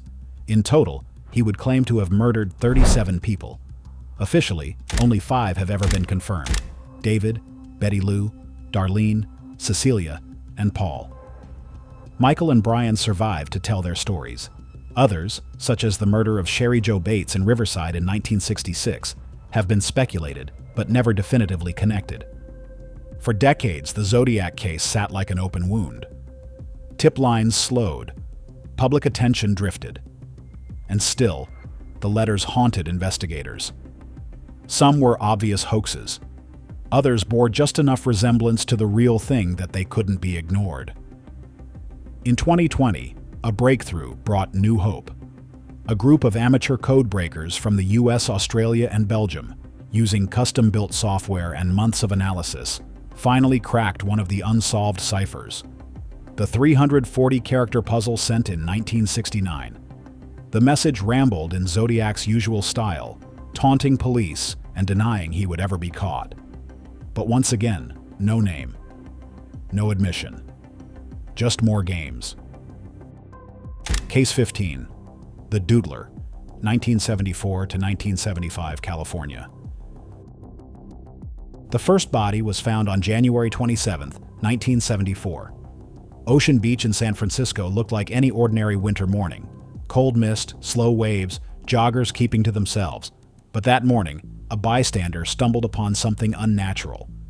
Near the shoreline lay the body of a man, his clothes soaked, his limbs unnaturally twisted. A deep stab wound pierced his chest.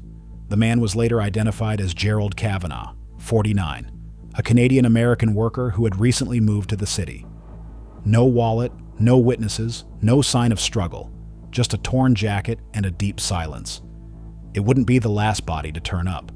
Over the next 18 months, San Francisco police would find at least 5 gay men murdered in strikingly similar ways. Most of them stabbed multiple times and left in remote locations across the city.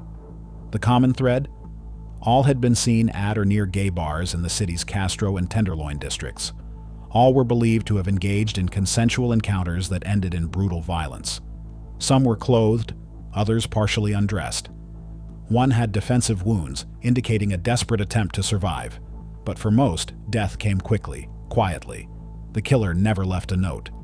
But years later, police would find a nickname for him. A chilling moniker, the Doodler. Each victim had lived a different life.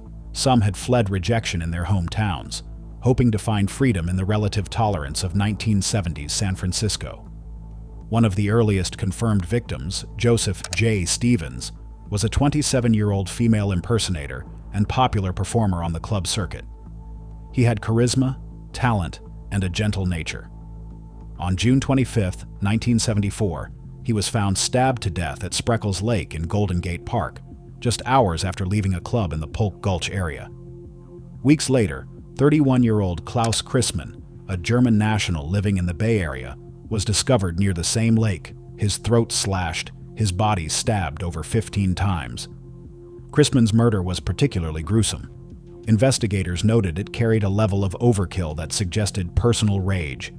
He left behind a wife and children in Germany. More bodies followed.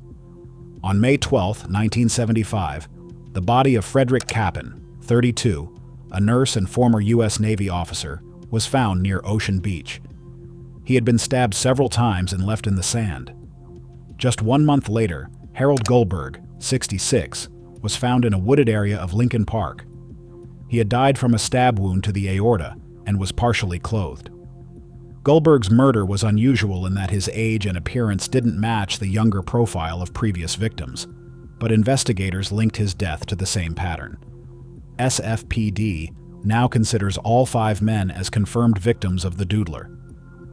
But that was the contradiction of the Doodler case. The killer didn't know these men. There was no sign of theft, no evidence of long-term stalking. The violence seemed to erupt not from familiarity, but from something colder. Perhaps hatred, perhaps shame. The pattern soon became clear. The victims had all frequented local gay bars. Witnesses suggested they had left with a young African-American man, clean-cut, soft-spoken, and sometimes described as an artist. One surviving victim, a foreign diplomat, would later tell police that the man sketched his portrait before turning violent. Another surviving victim, a well-known entertainer, was lured into a private setting before being attacked. Both men lived. Neither would testify. The stigma of being outed in the 1970s America was stronger than the desire for justice. San Francisco Police Department assigned inspectors to the case, including longtime homicide detective Dave Toschi, who had just come off the Zodiac investigation. They traced patterns, reviewed crime scenes, interviewed survivors in secret. All pointed to the same suspect, a man in his early 20s, likely with an art background, frequenting gay clubs, and potentially harboring deep internalized homophobia. The killer was believed to approach victims by sketching them, earning him the name the Doodler. But without a confession and without willing witnesses, the case couldn't move forward. Investigators soon identified a suspect. His name was never released to the public, but he was a young black man who had reportedly confessed to acquaintances while under psychiatric care. He matched the composite sketch and was known to frequent the same areas as the victims. Police brought him in for questioning. He did not deny being present in some of the bars. But without testimony from surviving victims and no physical evidence tying him to the crimes, prosecutors couldn't proceed. 3 separate victims, including the diplomat, the entertainer, and a third anonymous man, refused to testify. Not because they doubted his guilt, but because doing so would destroy their lives. In 1975, being openly gay could cost you your job, your family, your safety. One surviving victim was employed by the U.S. government. Another had a public reputation that could not survive an outing. A third was married. Each feared the trial would out them to the world. Despite police pressure, despite private meetings with prosecutors, all 3 declined to appear in court. The suspect was never charged. The case stalled. The killings stopped, at least the ones linked to the Doodler. For the next 3 decades, the case faded into cold file cabinets. Public memory dimmed. Even as San Francisco embraced the LGBTQ rights movement and became a symbol of progress, the Doodler case remained in the shadows. Survivors moved on in silence. Families of the victims never got answers. The suspect, whose name remains protected, reportedly remained in the Bay Area. He had no further known arrests. Rumors occasionally circulated online, but few had access to the real case files. In 2018, the San Francisco Police Department quietly reopened the investigation.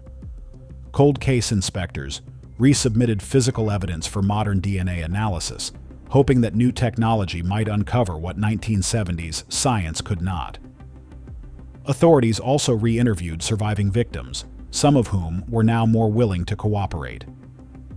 SFPD confirmed that they had retained DNA from at least one of the crime scenes. Testing was ongoing.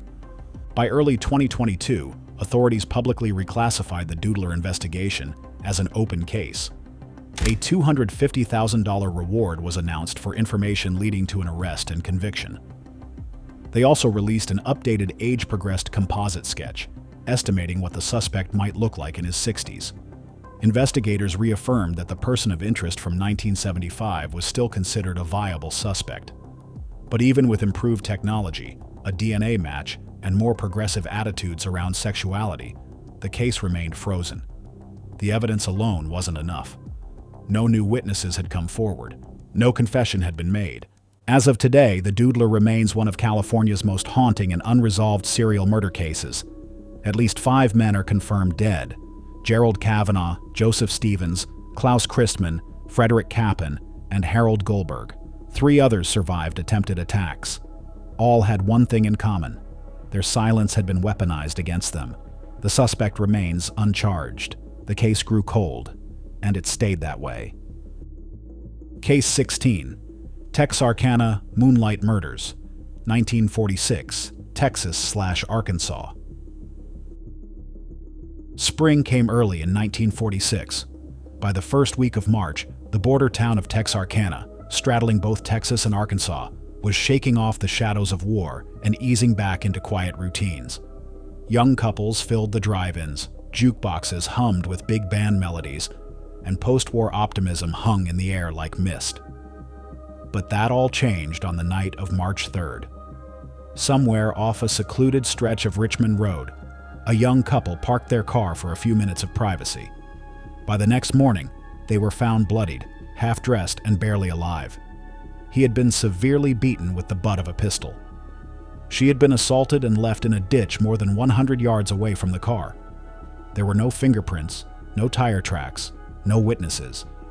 Just two teenagers who had expected a quiet evening and instead met horror under the stars. 3 weeks later, the attacker struck again.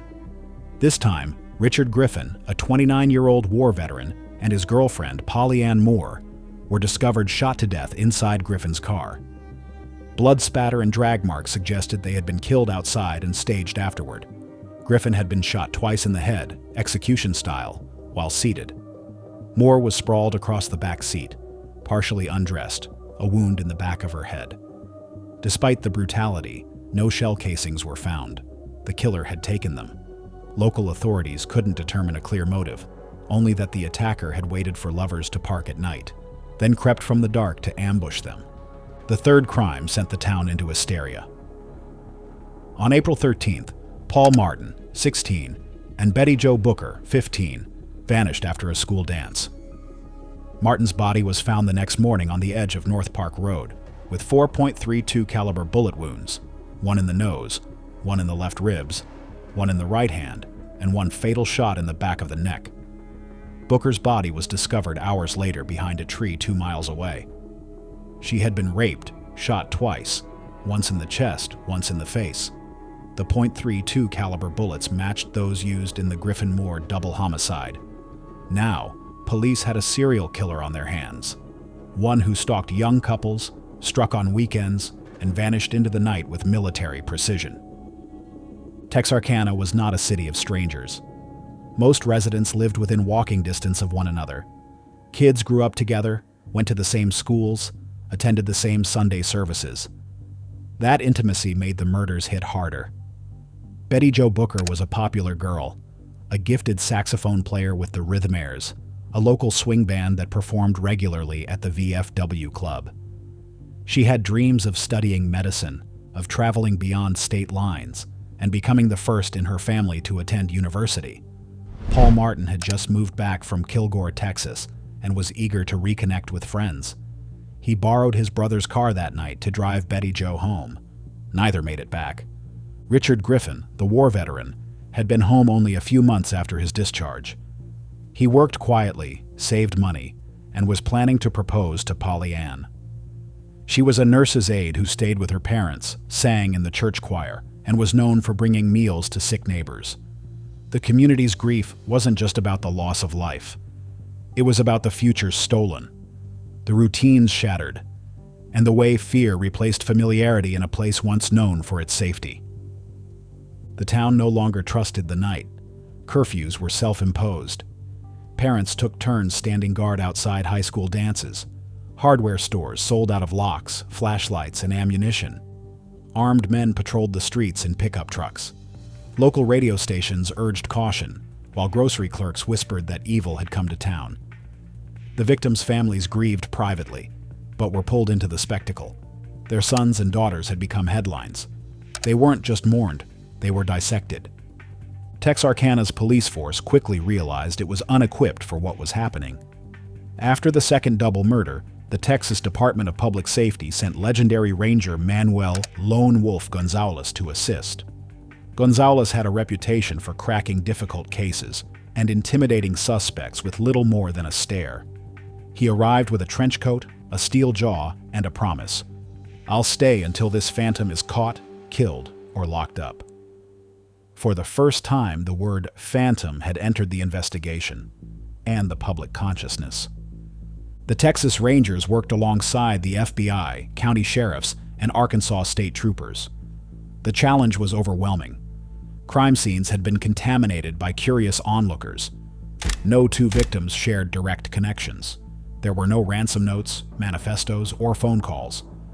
The killer seemed to strike without pattern. Different locations, different methods of concealment, but always at night, always targeting couples. Hundreds of suspects were questioned. Convicts, drifters, and former soldiers were rounded up and interrogated. Psychiatrists were brought in to develop a profile. According to early assessments, the Phantom was likely a white male in his late 20s or 30s, with a military background, knowledge of firearms, and a deep-seated hatred toward young lovers. But in an era before DNA and surveillance, these insights meant little without evidence. The most significant suspect to emerge was a 29-year-old car thief and habitual criminal named U.L. Swinney. He had a long rap sheet that included theft, counterfeiting, and burglary.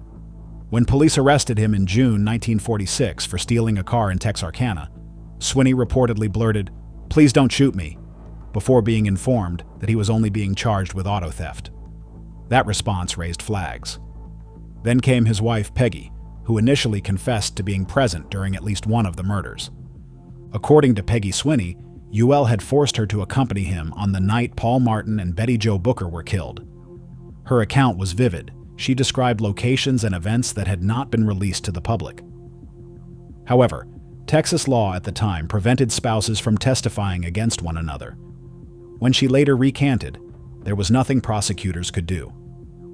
No physical evidence tied UL to the murders. And although his criminal record painted a troubling picture, it wasn't enough for a murder indictment. Authorities could only hold him on theft charges.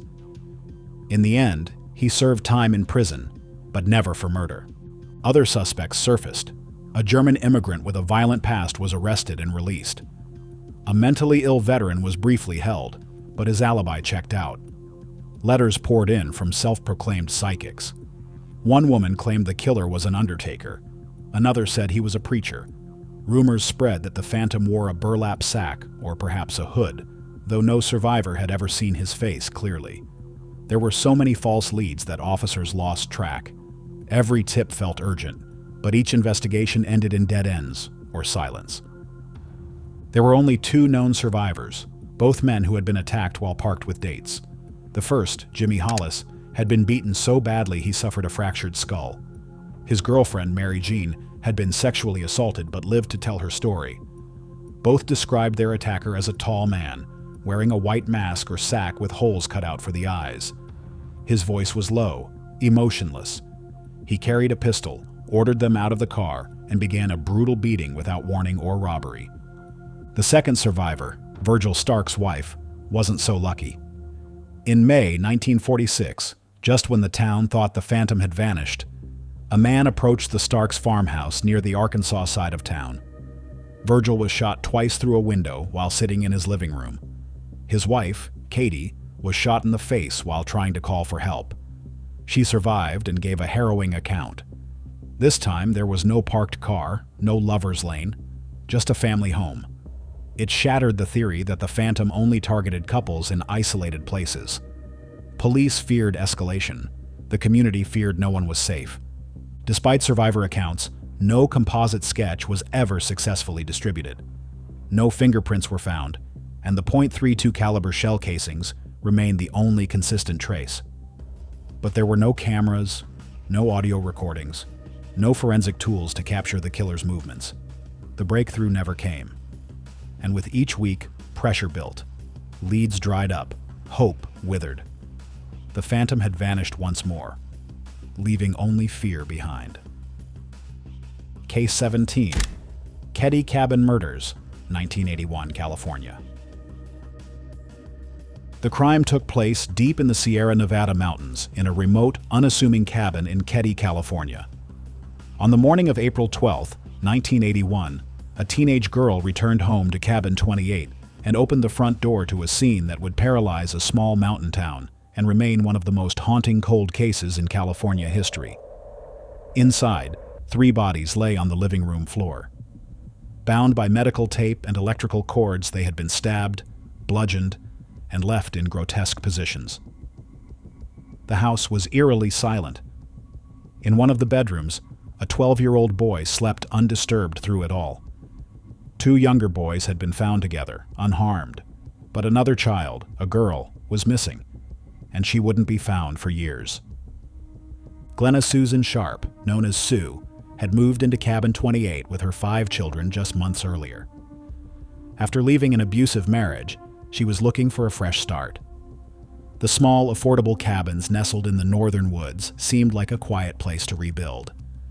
She enrolled her children in nearby Quincy schools, took part-time classes herself, and tried to make ends meet.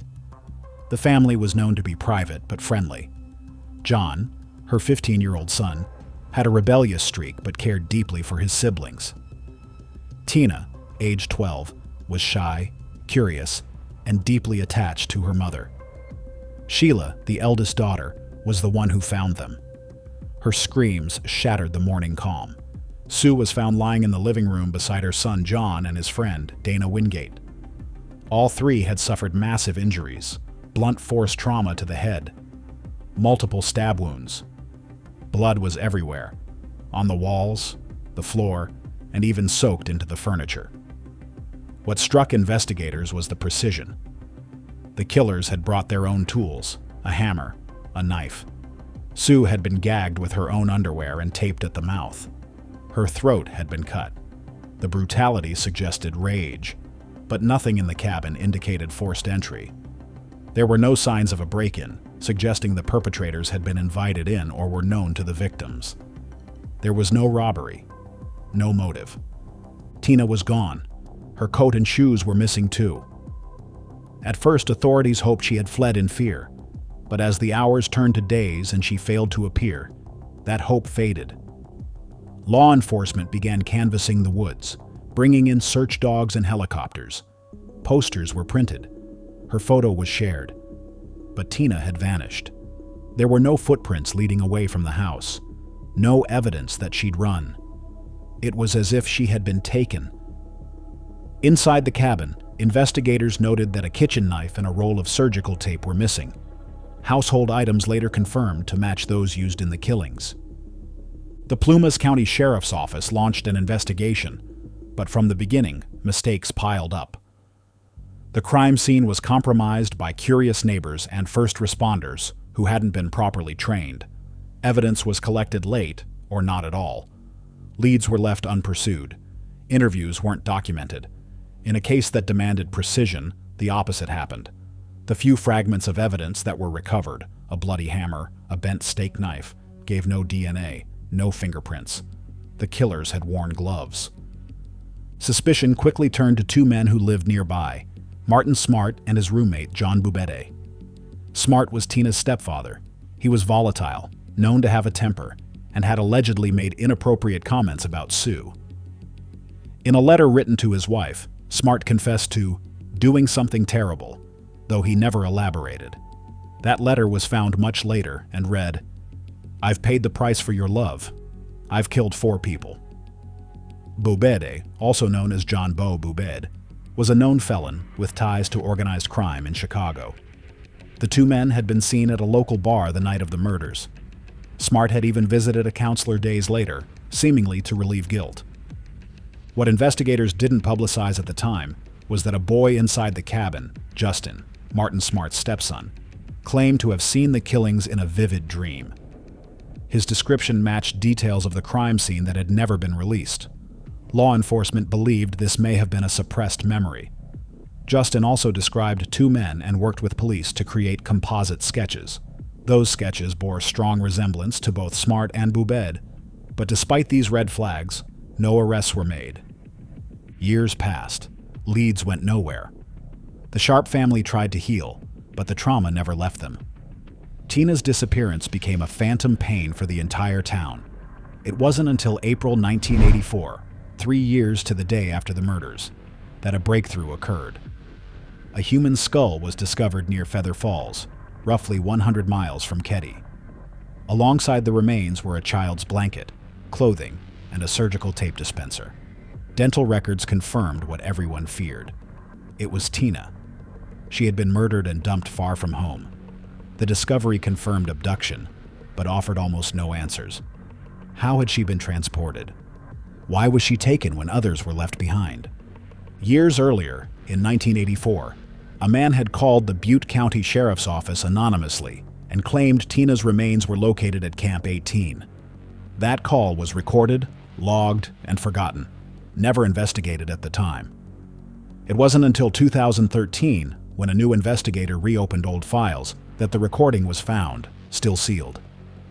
It had sat in an evidence envelope for nearly 30 years. Despite this grim discovery, the case remained stalled. Martin Smart had relocated and eventually died in 2000. Bubeidi had died years earlier. With the main suspects deceased and evidence deteriorated, hope faded again. But in 2016, renewed interest sparked a new task force. Advances in DNA technology, forensic testing, and file digitization revealed previously overlooked details. Old audio recordings and evidence logs pointed back to Smart and Bubeidi.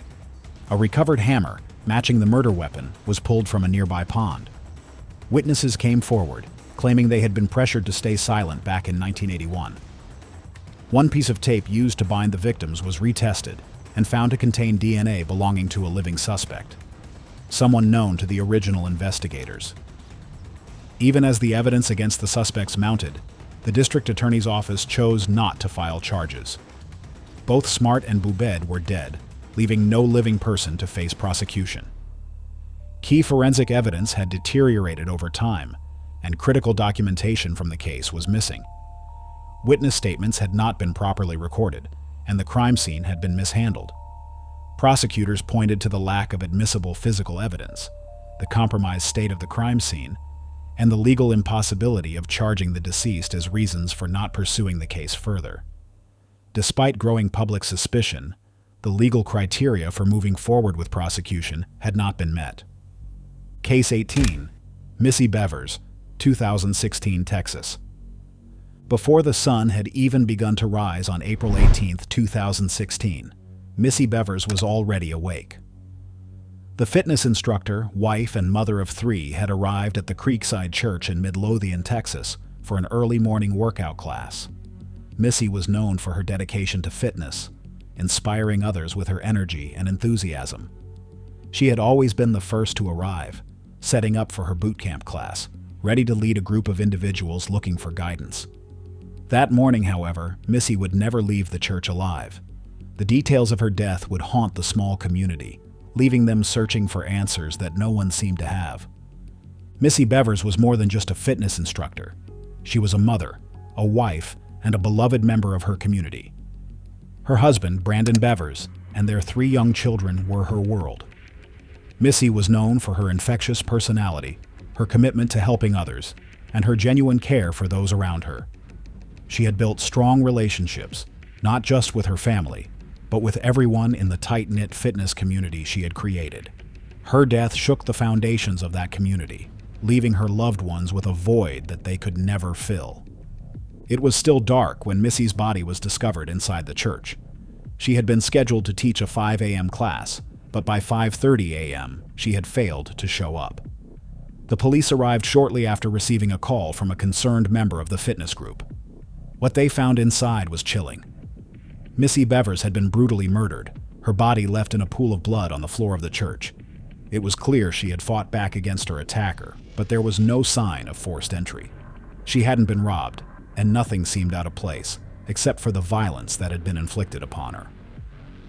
The real twist came when investigators reviewed the church's security footage. The footage showed a figure dressed in what appeared to be full-body armor, walking the hallways of the church just moments before Missy arrived. The figure moved deliberately, unhurried, as if they knew exactly what they were doing. It was a disturbing image.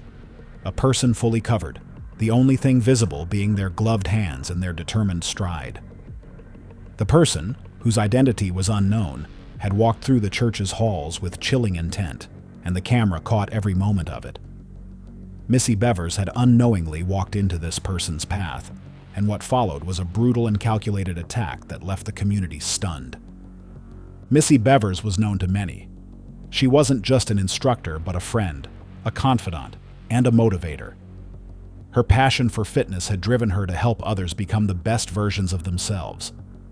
She ran boot camp classes at Creekside Church, where she encouraged her participants to push past their limits.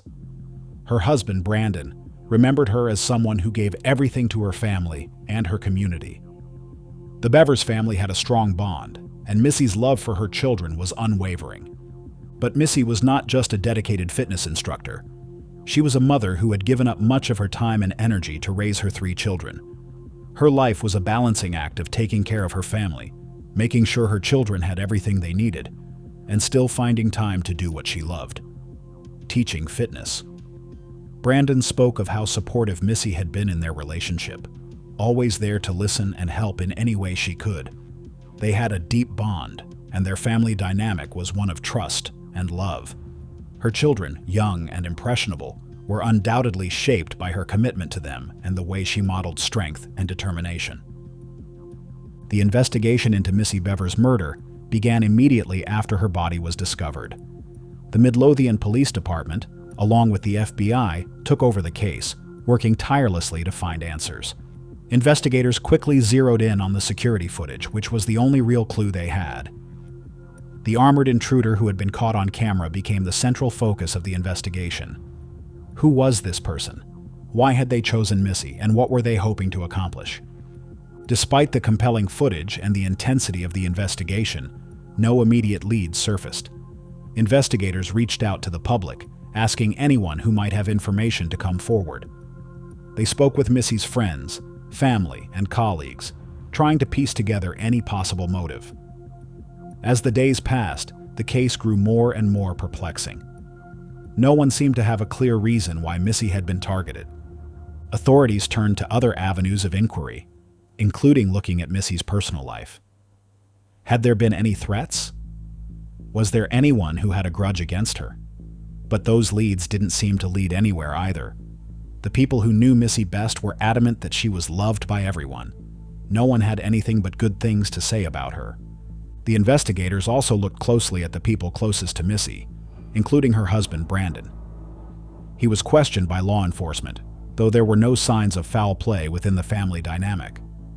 Brandon's involvement was scrutinized, as is often the case in these types of investigations, but after interviews and background checks, law enforcement cleared him. Yet even with all these efforts, the case grew cold. The armored intruder remained unidentified, and the police were no closer to understanding who had murdered Missy Bevers. As time went on, the investigation into Missy Bevers' murder became more complex.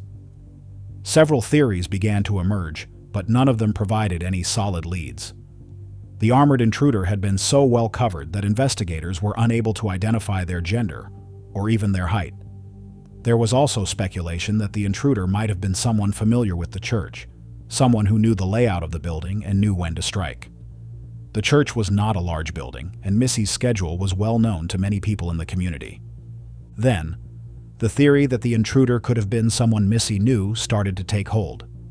Was this someone from the fitness community who had become obsessed with her?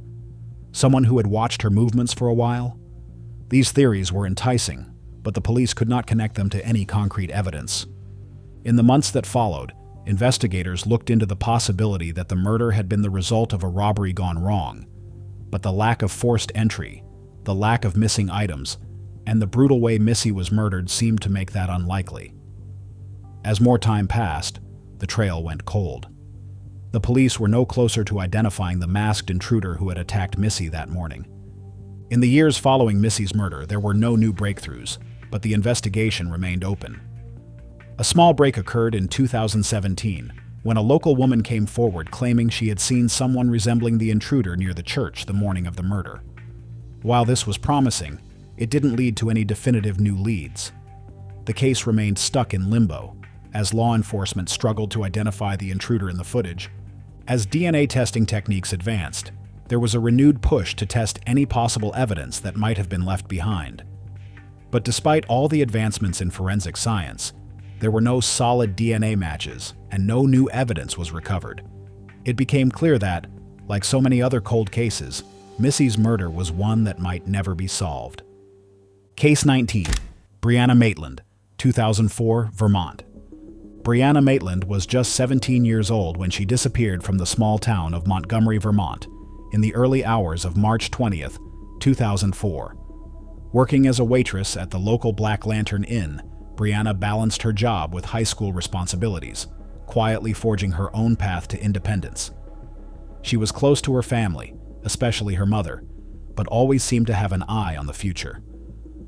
On that fateful night, Brianna finished her shift and began the short drive home, but she never made it. It wasn't until hours later that anyone even noticed something was wrong. Brianna's car was discovered abandoned on Route 118, with its headlights still on and the engine running. The car was positioned awkwardly against an old farmhouse wall. Her purse, identification, and paychecks were left inside. There was no sign of struggle, no indication of foul play, and yet, Brianna was nowhere to be found. The discovery of her car would launch an investigation that stretched over months, years, and decades, with no answers. As the days turned to weeks, the clock started ticking on what would become one of Vermont's most puzzling disappearances. For those who loved Brianna, the question was simple: where was she, and why did she disappear? Brianna Maitland was more than just a teenager working to make ends meet. She was a daughter, a sister, and a friend, carving out her life in a town where everyone knew everyone else. Born in 1986, Brianna grew up in a family that wasn't rich, but lived with a sense of togetherness and love.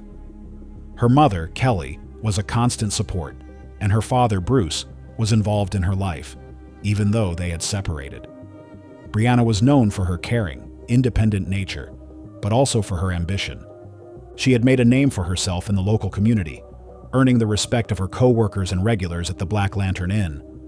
Brianna's friends described her as someone who would give the shirt off her back for others, but also someone who wasn't afraid to make her own decisions. She had a bright future ahead of her, filled with dreams of a better life, free from the constraints of the small town she lived in. Despite her independence, Brianna was very close with her family. She spoke to her mother every day and was involved with her younger siblings. Brianna's relationships, though typical for a young woman her age, were marked by a deep sense of responsibility that was often overlooked. The night she disappeared, she had driven home alone after her shift, but never made it. Her absence wasn't immediately noticed, though. Brianna had been working a late shift, and her family had gotten used to her being out late. It wasn't until the next morning when her mother began to worry after she didn't come home. By then, Brianna was already missing, and her car was the only clue left behind. When Brianna's car was discovered, it looked as if she had simply vanished into thin air. The car, with its headlights still glowing and engine running, was found just a short distance from her home. The location was quiet, desolate, and surrounded by woods. It was a secluded area where no one would have heard her screams, and there was no sign of struggle. Inside her car were her purse, personal identification, and paychecks, but no Brianna. The scene didn't add up. A young woman, full of life and routine, had simply vanished without a trace. There were no signs of forced entry into her car, no tire marks, and no footprints leading away. Her belongings were intact, and there was no sign of violence or even a struggle. It was as if Brianna had been there one moment, and in the next, she was gone. Initially, investigators hoped that Brianna had run away, as there was no direct evidence pointing to abduction or foul play. But as time went on, the theory that she had disappeared voluntarily seemed less likely.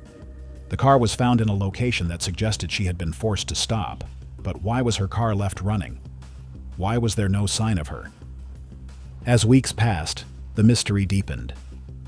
While investigators were looking for clues, there were no immediate suspects.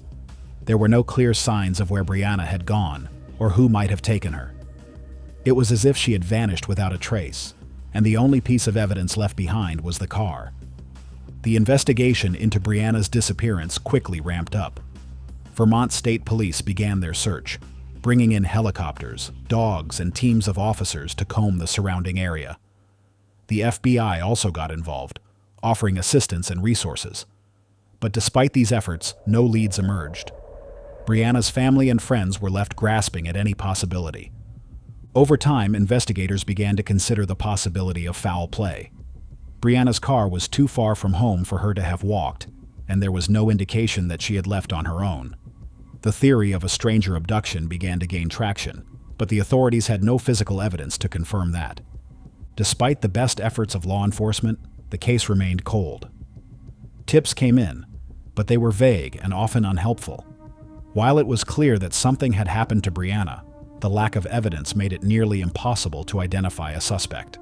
No physical evidence was found at the scene, and there were no witnesses. The case seemed to stall, with no progress made. In 2009, a reward of $25,000 was offered for any information leading to Brianna's safe return. The hope was that someone, somewhere, had seen something or knew something. The local community continued to hold on to the hope that Brianna's disappearance wasn't permanent, but as the years went by, the hope began to dwindle. To this day, Brianna Maitland's disappearance remains unsolved. The case is still open, but there have been no new leads, and no suspects have been identified. In 2020, Vermont State Police revisited the case, reopening it in the hopes of finding new evidence, but still no answers have come. The case has become one of the most haunting and perplexing mysteries in Vermont's history. Case 20, Lauren Spearer, 2011, Indiana. On the morning of June 3, 2011, Lauren Spearer, a 20-year-old student at Indiana University, left a bustling night of partying only to vanish without a trace. What started as a night of drinking and laughter with friends turned into a mystery that would forever alter the lives of those who loved her. Lauren's last known movements were captured on surveillance footage around 2 a.m. as she left the Kilroy's sports bar, barefoot, disoriented, and perhaps impaired. The footage, which shows her walking down 11th Street toward her apartment complex, would later serve as a haunting reminder of the night she disappeared. The further details of her movements after leaving the bar remain unclear. While it shows her crossing the street, there are no more images of her entering the apartment complex. The absence of footage during those crucial moments raised questions. When Lauren's friends reported her missing, the Bloomington Police Department launched an immediate investigation. The case was quickly made public, and the town of Bloomington rallied around the search efforts. Volunteers, law enforcement, and search dogs scoured areas near her last known location, but no trace of Lauren was found. Her belongings, her phone, keys, and wallet were still at her apartment, but her whereabouts remained a complete mystery. While there were no obvious signs of struggle, the police focused their efforts on the small group of friends Lauren had been with that night. The investigation into her inner circle raised suspicions when several friends, perhaps out of fear or legal caution, lawyered up almost immediately. Their reluctance to cooperate added a layer of complexity to the investigation, and public interest grew as many questioned what they might know. Was someone hiding the truth? By 2012, a $100,000 reward was offered, and search efforts intensified. However, Lauren's disappearance continued to baffle investigators. There were no concrete leads. The surveillance footage remained the only tangible clue. Theories abounded, with some suggesting foul play by someone Lauren knew, perhaps a stalker or even someone from her social circle, but no evidence surfaced to support any of them. Despite the efforts, the case began to grow cold. The months turned to years. Charlene Spearer, Lauren's mother, became an unwavering advocate for her daughter's case. She spearheaded awareness campaigns, organized rallies, and pushed relentlessly for answers. In doing so, she kept Lauren's name in the public eye, and her fight for justice became a beacon for those searching for answers in cold cases across the country. As of 2021, the investigation into Lauren Spearer's disappearance remains open but stagnant. The FBI, the Bloomington Police, and even private investigators have all been involved at various points, but no new breakthroughs have been made. The timeline of her disappearance, her last known moments captured on film, her phone left behind, and the unclear gap in her movements remains an agonizing puzzle.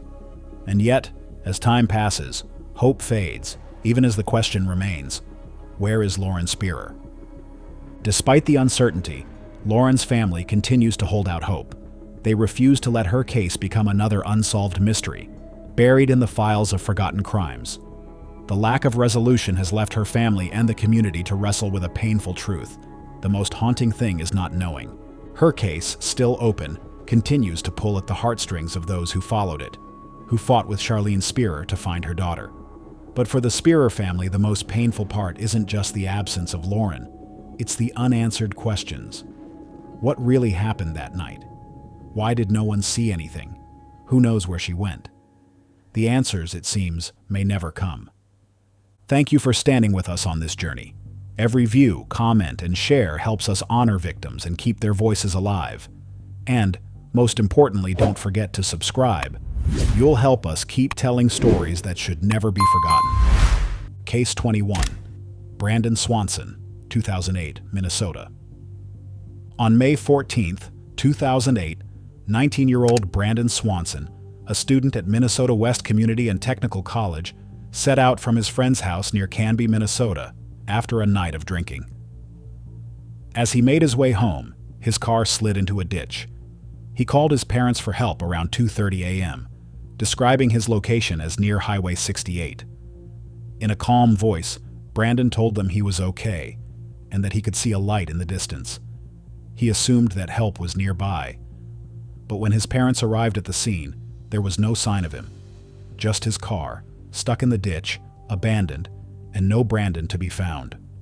That phone call was the last time anyone heard from him. Brandon had lived a quiet life in rural Minnesota, working hard to balance his studies and social life. Raised in a small town, his world was mostly centered around his family and school. On that night, after a few drinks, Brandon made a mistake that would end in a series of tragic events. His disappearance sent ripples through the close-knit town of Marshall, and an investigation would unfold, uncovering a series of haunting questions that remain unanswered to this day. When Brandon made the call to his parents, the sound of his voice was steady.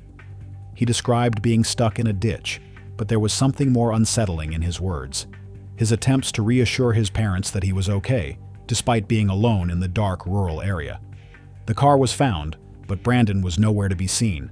His parents immediately drove out to help, but when they reached the area where he had been, there was no sign of him. Brandon's car, a 2003 Pontiac Grand Am, was found in a ditch near the intersection of Highway 68 and 131st Avenue. His phone call was traced to a spot about half a mile from the car, but no evidence pointed to his movements afterward. There were no signs of struggle or footprints leading away from the car. The scene itself, though seemingly ordinary, gave investigators nothing concrete. No one knew where Brandon had gone, nor why he had wandered off. In the hours following the discovery of his abandoned car, authorities began canvassing the area, but it was as if he had vanished into thin air. Brandon was the type of person who worked hard for everything he achieved. At 19, he was a college student trying to navigate the complexities of young adulthood. He was studying at Minnesota West Community and Technical College, majoring in wind energy.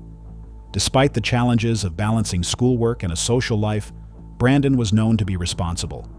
He lived with his parents and had dreams of making a better life for himself in the rural town of Marshall. He was close to his family, especially his parents. Brandon's disappearance left them reeling, unable to fathom how their son could vanish with no trace. His father, Dennis, and his mother, Annette, clung to the hope that Brandon would return. But each passing day without any new leads only deepened the pain. Friends, classmates, and neighbors all shared in the heartache of a young life lost without any answers. Brandon's phone call was not just an end, but the beginning of a new kind of nightmare for his parents. They could hear the reassurance in his voice, but they didn't know the terrible truth. He would never return home. The investigation into Brandon Swanson's disappearance was initially led by the Lincoln County Sheriff's Office, with help from the Minnesota Bureau of Criminal Apprehension, BCA, and the FBI. Authorities immediately set out to find answers. They tracked the movements of Brandon's car and searched the area around the crash site.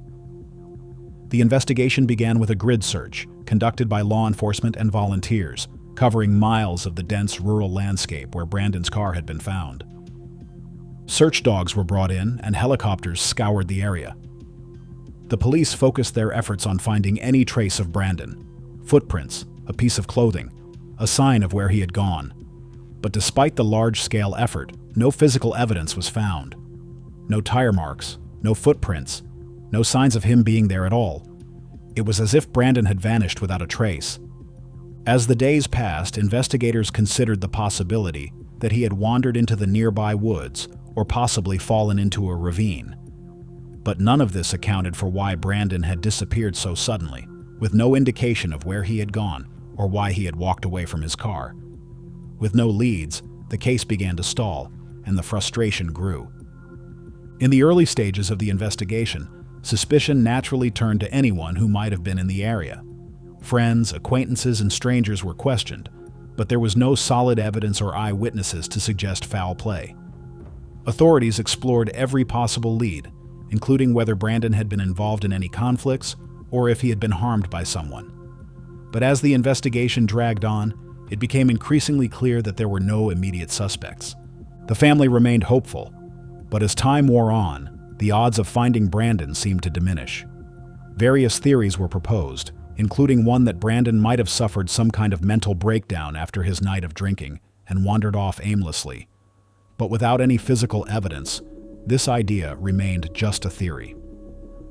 The case, once fresh with hope, was now starting to feel like it was slipping away. In the years following Brandon's disappearance, there were no significant breakthroughs in the case. The family, however, never gave up.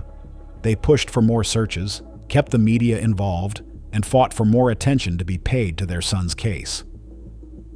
In 2011, a cadaver dog was used to assist in another search of the area. But still, nothing significant was found. In 2013, however, a small lead emerged. A 911 tip from someone who claimed to have seen a man matching Brandon's description in a nearby town days after the disappearance. But this lead, like many others, ultimately proved to be a dead end. No new physical evidence, no new information, and no solid connections to Brandon's case came from this tip. Case 22, Ricky McCormick, 1999, Missouri. On June 1, 1999, in a cornfield just outside of St. Louis, Missouri, the body of 41-year-old Ricky McCormick was discovered by a passerby. He had been missing for nearly a week. His body was found under mysterious circumstances, with a series of puzzling details surrounding his death. Ricky had suffered from severe health problems, including heart issues and chronic obstructive pulmonary disease, COPD. He had led a reclusive life in recent years, and though he was often in contact with his family, his disappearance raised immediate questions. But what made this case even more disturbing were the 2 encrypted notes found in his pocket. Notes that would taunt investigators for years to come. Ricky's body was discovered in a rural area, hidden among the cornstalks, his life taken in a manner that left investigators both bewildered and frustrated.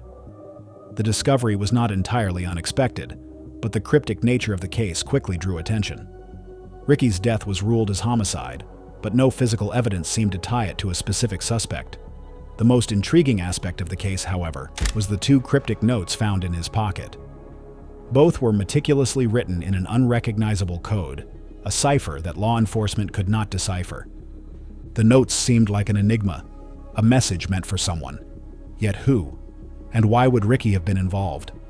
The cryptic symbols, typed neatly on scraps of paper, seemed to hint at something far more complicated than a simple murder. Were they connected to a larger scheme, perhaps related to Ricky's possible involvement in illicit activities? Or were they simply the ramblings of a disturbed individual, meant to confuse and mislead? Ricky McCormick was not a stranger to hardship. He had a history of health problems that left him largely isolated in the years leading up to his death. Despite his struggles, Ricky remained close to his family, especially his mother, who was devastated by his disappearance.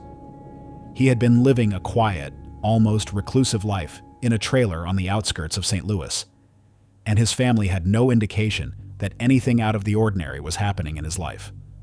There was no mention of a sudden altercation or any visible danger. Ricky's life, marked by his health struggles and unemployment, was far from ideal, but he was known to be a quiet man who kept to himself.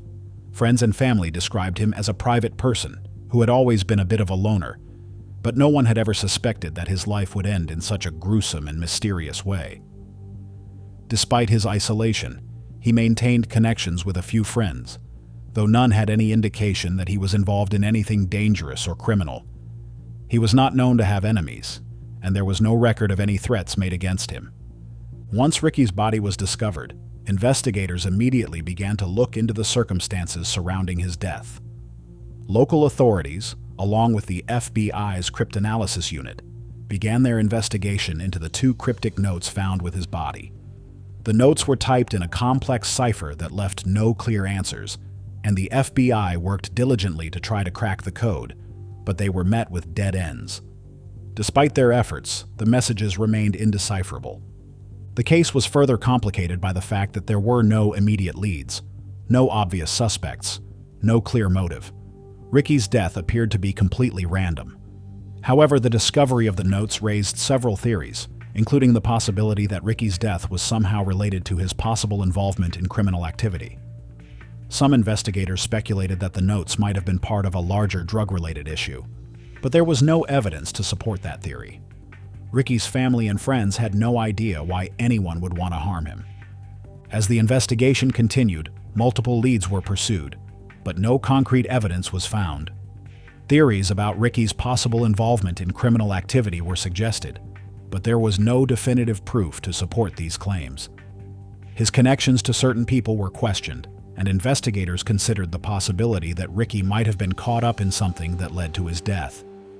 However, these leads also came to nothing. The case became more and more frustrating as nothing solid emerged. One theory that lingered was that the notes were linked to a suspect, or perhaps a group of people who were involved in criminal activities. However, as time passed, the idea that Ricky's death might have been related to a larger conspiracy began to seem less and less likely. The more investigators tried to make sense of the evidence, the more the case slipped into obscurity. The FBI's cryptanalysis unit could not break the code in the notes, and no further information was gleaned from Ricky's background. In the early 2000s, there was a brief resurgence of interest in the case when DNA evidence was found on Ricky's clothing. The DNA was linked to an unknown individual who had never been identified. This breakthrough, however, did not provide a clear answer as to who the killer was. Despite the new DNA evidence, the case remained unsolved. Law enforcement continued to follow leads and examine new information, but each new lead proved to be just as fruitless as the last. The turning point came when new forensic technology allowed investigators to look more closely at the 2 encrypted notes.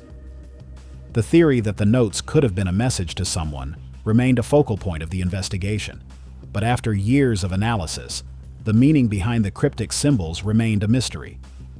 Theories continued to emerge, but none were able to definitively answer the question, who killed Ricky McCormick? Case 23, Molly Bish, 2000, Massachusetts. A lifeguard station, usually filled with the laughter and chatter of summer swimmers, sat empty that warm June day in 2000. On June 27th, 16-year-old Molly Bish, a high school student with aspirations of becoming a paramedic, disappeared without a trace. What started as an ordinary morning in the small town of Warren, Massachusetts, quickly turned into a nightmare. Molly had been on duty at Commons Pond, watching over families and swimmers, when she vanished, leaving only her belongings behind. The phone call she made to her mother, just moments before she was last seen, would be the last sound heard from her. When Molly's mother, Maggie Bish, arrived at Commons Pond to pick up her daughter, she was confronted with a chilling sight. Molly's lifeguard stand was abandoned, and her belongings, her sandals, whistle, and lifeguard gear were left behind. The situation was more than just troubling, it was ominous. There was no sign of struggle, no indication of an argument or dispute. It was as if Molly had simply disappeared into thin air.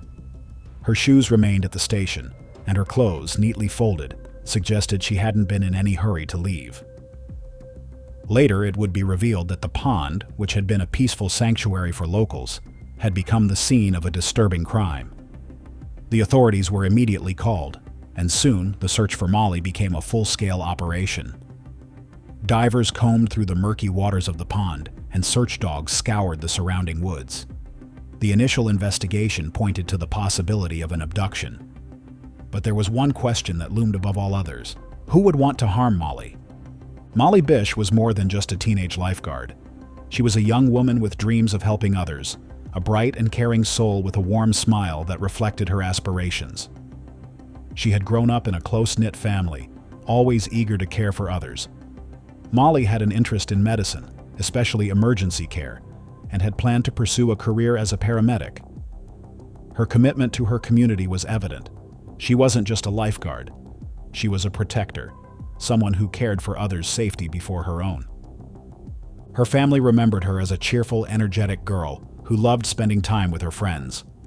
Molly had a strong sense of independence, balanced with a deep connection to her parents and siblings. She had just graduated from high school and had plans for her future, but all that came to a sudden halt on that fateful day. Molly's disappearance left a void not only in her family, but also in the tight-knit community of Warren. Her friends, classmates, and even local residents who knew her through her job as a lifeguard were left wondering, where was Molly? The investigation began immediately, but it quickly became clear that this was no simple missing persons case. Molly's disappearance was unlike any other in the area.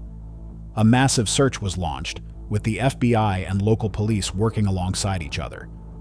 Despite their best efforts, the initial leads led nowhere. The pond was searched repeatedly, and local neighborhoods were canvassed.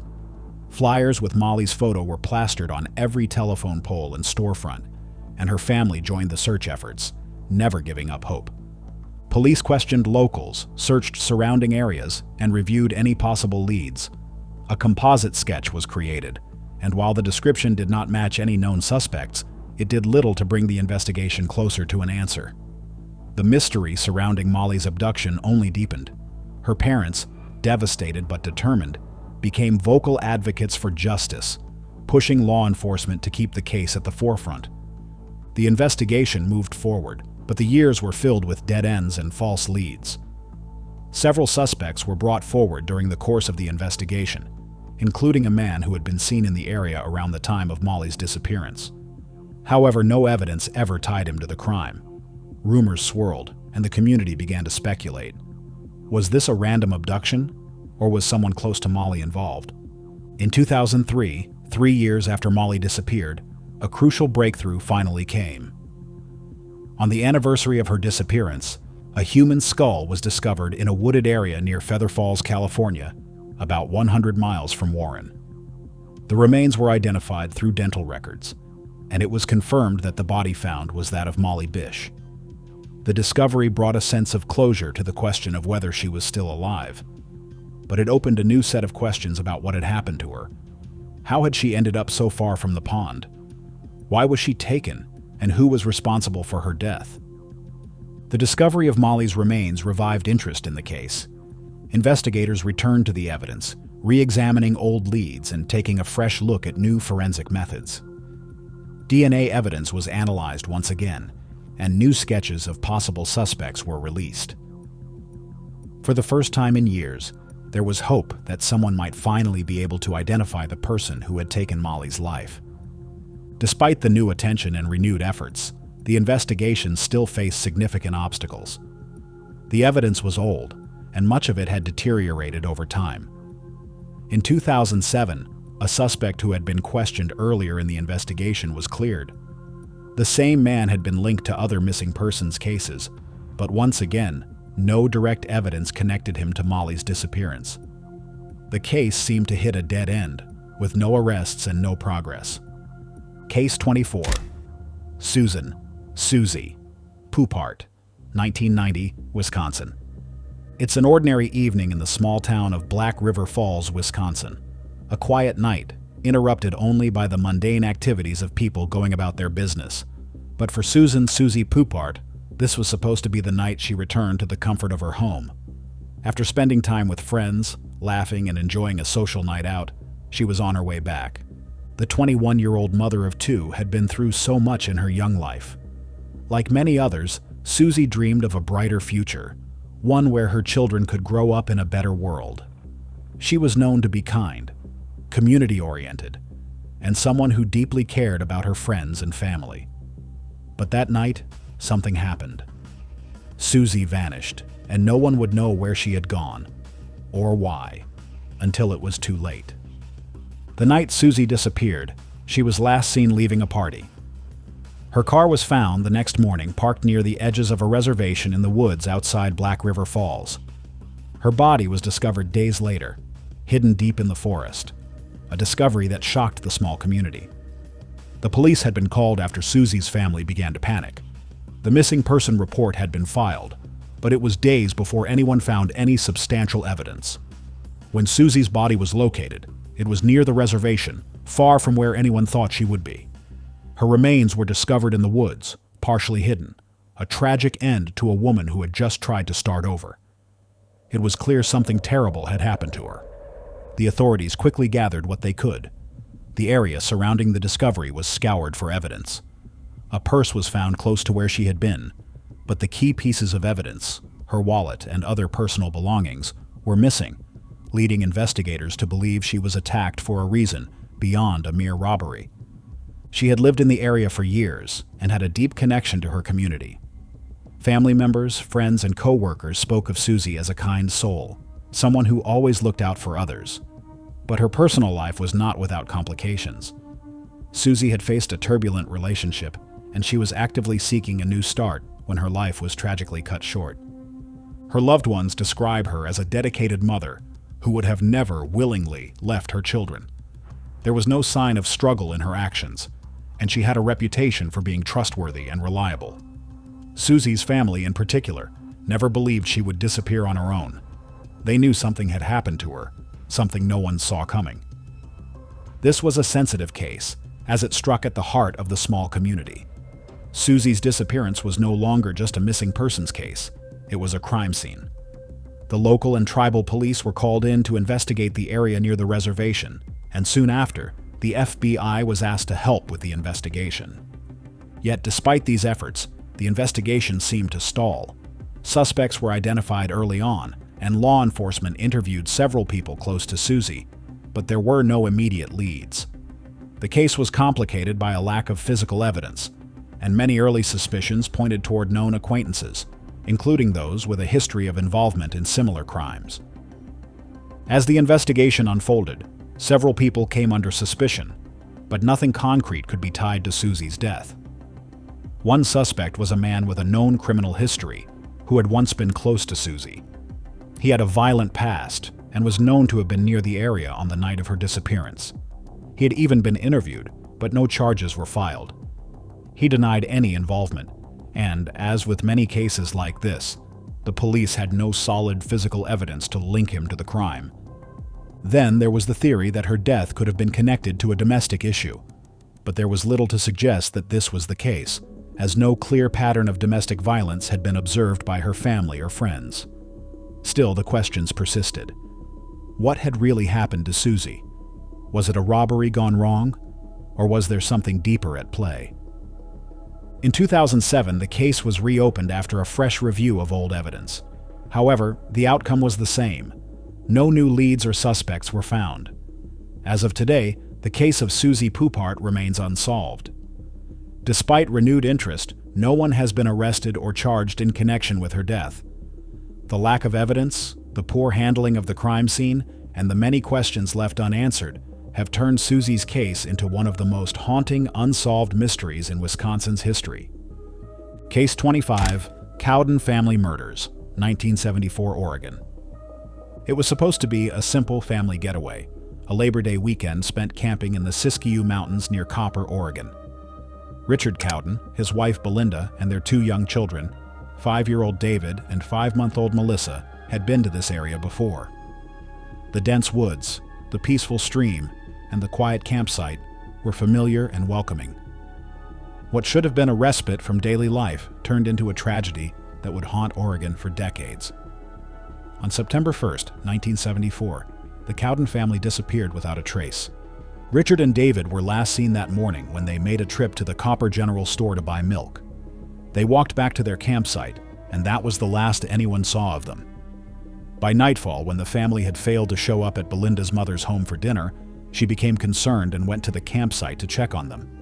She found the family's belongings scattered across the site: milk half drunk, a purse and wallet abandoned, and a wristwatch and cigarettes left behind. But there was no sign of the family. There were no signs of a struggle, no footprints leading away, just an eerie silence. The truck, parked on the nearby road, contained their clothing, but their bathing suits were gone. It was as if they had just vanished. Belinda's mother called the authorities, and a search began. At first, there was no indication of foul play. The campsite was undisturbed, and it seemed as though the family had simply left, leaving behind all their personal belongings. But the search efforts grew larger, and over the next few days, a team of law enforcement officers, volunteers, and even members of the National Guard scoured the surrounding area. Despite their efforts, no clues were found, and the mystery deepened. It wasn't until months later, in April 1975, that the case would take a grim turn. Two gold prospectors hiking near Carberry Creek stumbled upon the body of a man tied to a tree on a steep hillside. A short distance away, in a cave, the bodies of Belinda, David, and Melissa were found. They had been hidden away, concealed in the cave, as if someone had carefully planned their final resting places. The bodies were in various states of decomposition, but dental records quickly confirmed their identities.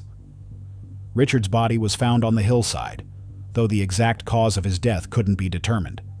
The causes of death for Belinda and David were later revealed to be .22 caliber gunshot wounds, while Melissa, only 5 months old, had been killed by blunt force trauma to the head. The discovery left more questions than answers. How had the bodies gotten to the cave? Why were they hidden there, so far from their campsite? And most importantly, who was responsible for the brutal killings? The investigation began with interviews and the search for any leads that could explain the family's sudden disappearance.